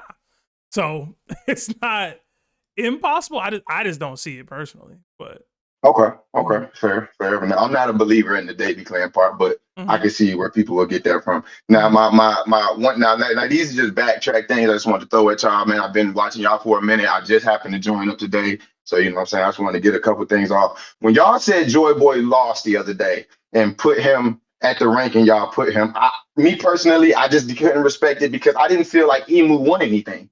I mean, yeah, he's here, but like, he didn't get the fruit, he didn't get the girl, he didn't get Lily, he didn't get none of the pony glitch. He doesn't know where the One Piece is at. He didn't get the energy source that we've been fighting over for these last 1,000 years. Like you said, he didn't. You're just here. You know what I'm saying? We didn't have plenty of victories where people died. Look at Tony Stark, and Marvel. The way we won was for him to die. So it's like just because somebody died doesn't make them a loser. You know what I'm saying? So that was one. And then I thought y'all was just tripping with the rocks. And I don't know how he wasn't a 99. And oh my God, okay, I gotta rush through it. But it's like using Larry's own critique. He said Rocks couldn't even control his own. He didn't have full control of his own hockey because he was domed, right? So it was things that he couldn't do, right? We know to stop him, we needed two of the strongest characters we ever seen in the show, which is Roger and Garp, to use hockey they never even used before, critical mass, right? They decommissioned him, but he wasn't dead. You get what I'm saying? They knocked him out of dome and he couldn't stop the next attack. So I'll give y'all that, but he didn't die. You get what I'm saying? This is the same person though, right? Mind you, Larry says he can't use full control of his hockey, right? And according to y'all lore, right? Y'all say being Domi makes you immortal. Am I correct on that or no? It seems so, yeah. Okay, so if being Domi makes you immortal, right? Right, and you would have to use some type of critical mass hockey to stop it, right? According to the lore, this is what we talk about, right? How did Rocks kill his whole family that was Domi Reversi? because he didn't use a critical mass because he would obviously combated Roger and Garp with critical mass, right? So how does he kill his whole family when he was domed? They was domed as well. They should have been just as immortal. You get what I'm saying? How do they get wiped out? What was that? You get what I'm saying? And we're all in agreement that Domi doesn't give you extra hockey. It just gives you more physical strength. Correct? Or am I tripping? We're not sure yet. It depends on what Emu's giving you at the time. And the question would, I guess, for that specific one would be if Rocks knocked them out of the dummy reversey, but that would mean that he's capable of using some sort of critical mass or a hockey capable of knocking them out of dummy reversey. Now, whether that scales based off of the specific character, I don't know. Right. But in general, to address your statement, I mean, me and Larry had the men at 98, right? So it's like, I watched all 6 hours of it, man. Yeah, I was there. It was Lawrence. You gotta take your onus up with. And what the that's what my was the dog, other one? man. I think that Cup was getting the best of him, man. That's my dog, though. And you know what? And the other one for Joy Boy, that was Larry. That was Larry. I had Joy Boy at 100. So did Lawrence. You know what I'm saying? So. Right. I'm like, to me, they both seem to have lost. Emu ain't out here acting like he won. I mean, I wouldn't, that's not he don't like a winner to me. Just because he's alive, you know, but like I said, man, I ain't gonna hold y'all up much longer, man. I appreciate y'all, man. Get used to me, man. I promise I'm gonna be here. I just bought like a 3-month membership, so I'm gonna be around, man. Like I said, appreciate y'all, man. Get to your business, man. Merry Christmas to you, man.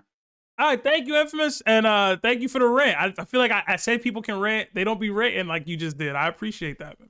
Oh yeah, man. Oh man, hey, I'm here, man. Y'all be safe. You too, man. Happy holidays. You too, brother. All right, man. He had some griefs with us, man. He had some beef. All right, we got time for one more caller. T-Raw, talk to me, man. Gotta be rapid fire. I gotta close out in like 3 minutes, man. Hit me. Okay, good. I'll be quick. Rapid fire with T-Raw. Here we go. I'm gonna do the taboo. I think, you know what I'm saying. I got a good idea of where the devil fruits come from. I think, if you remember back to the process of the smile fruits being created with the Tantadans in Dressrosa, they were, the one of the key factors to the smile fruits being created. And the ingredients was the lineage factors of different animals mixed in, living and mixed in, different mixed animals mixed into the water. The most sunlight trees and the Tantadans got some magical ability to make plants grow, in some way. And we also know that for some reason, the ancient Don Quixote family back in ancient times had the Tantadans were enslaved as well by the ancient Dressrosa, so we don't know what for, but I'm thinking that it has something to do with the original devil fruits being created. So Vegapunk says that the devil fruits come from the dreams or the wishes of humanity. And essentially, that's like the same way that they say Nika came to be, right? They say the people wish for him and he came to be. And I feel like that has a lot to do with each other. You know what I mean? And then not to mention the negative side effect of the smile fruits was a permanent smile.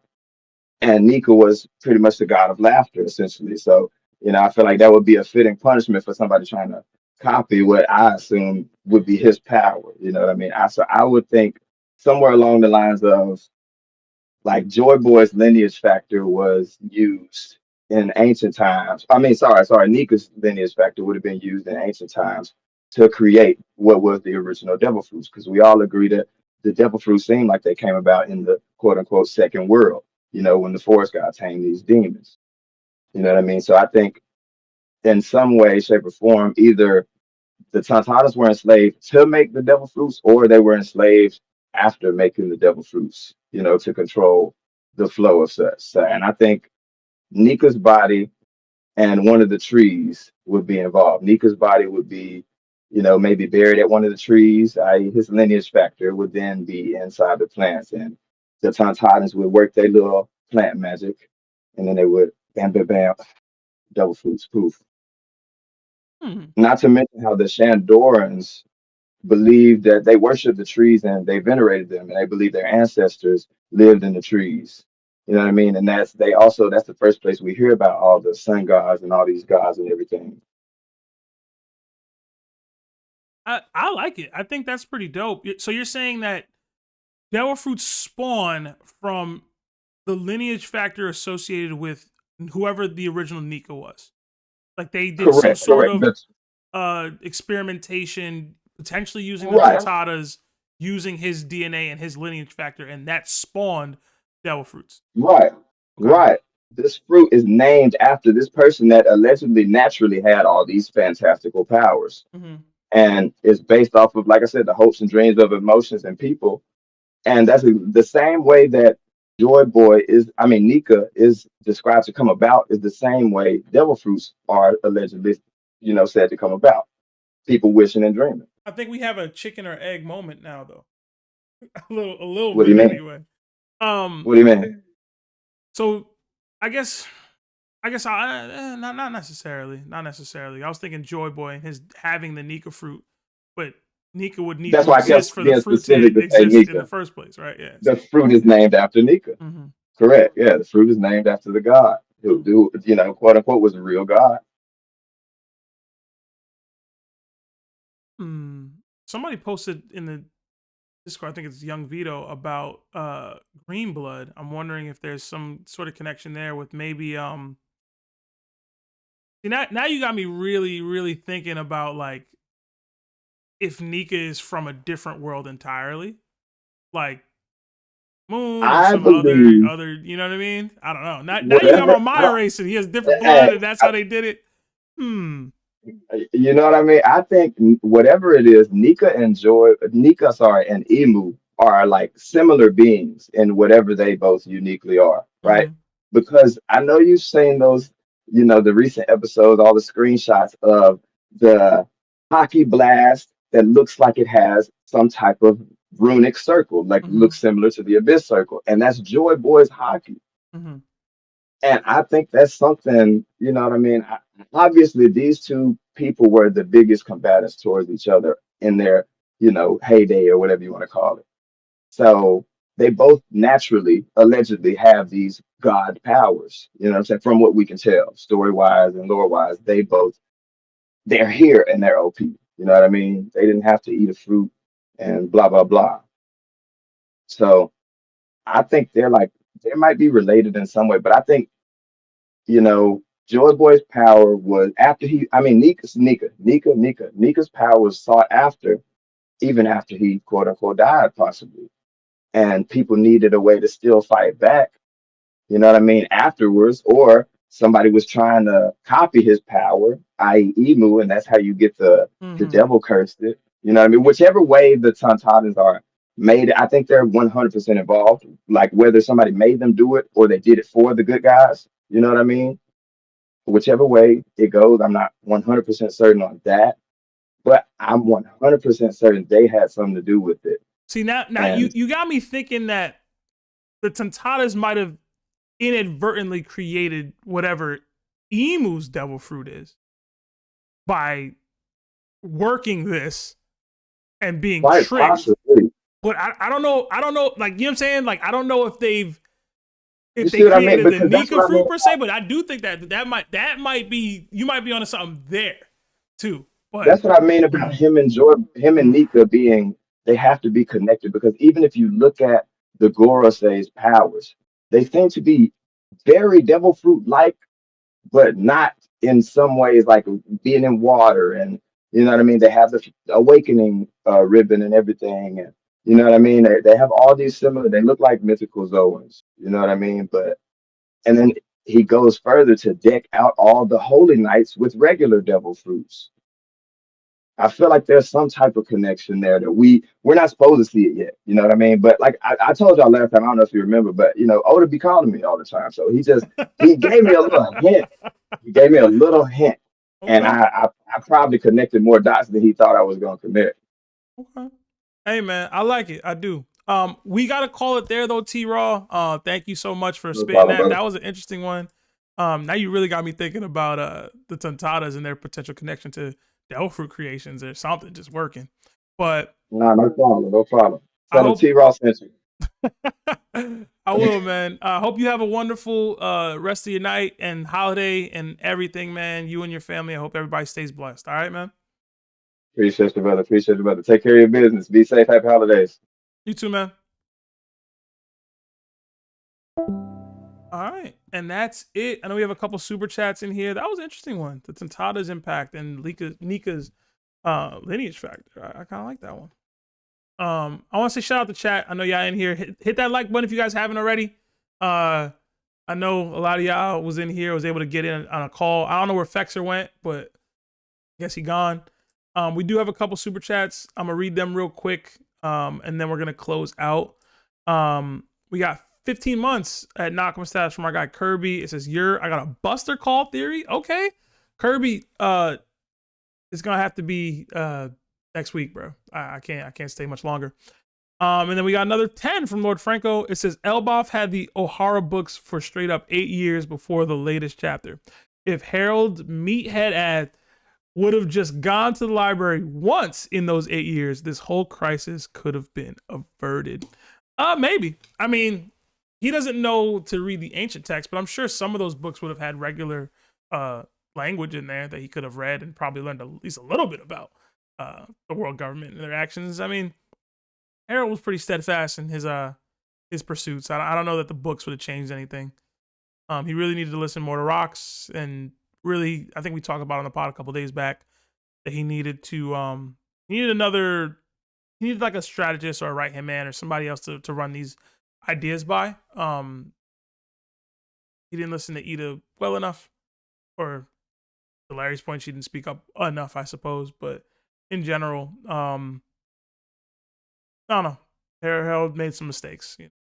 Not reading is always going to be a mistake, yo. Get your knowledge up. Do the knowledge, as some would say. And then we got another 8 months at Knock'em status from Regal Sloth. It says, have a good day, sirs. My boy Kuzan top 10 end of series. Hey, I don't know about all that, but we'll see. I love Kuzan, so he's top 10 of my favorite characters. I don't know if he's gonna be top 10 strongest, but maybe. But yeah, that's it from everybody.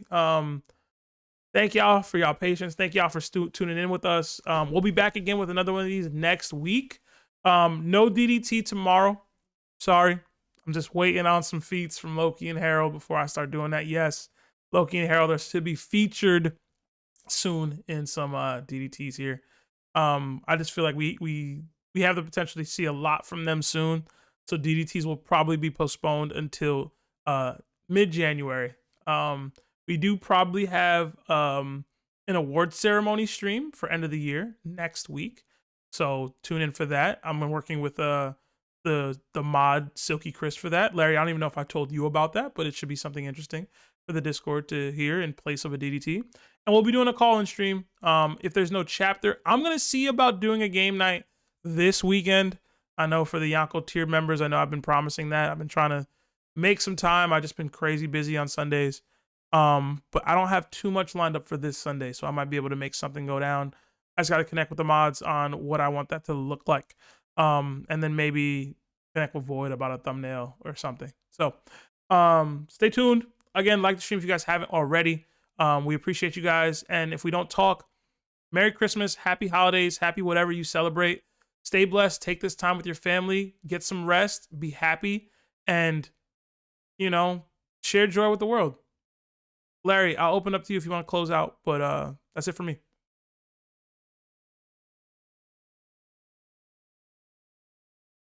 Yeah, everybody just enjoy your holidays, man. Thank you for messing with us.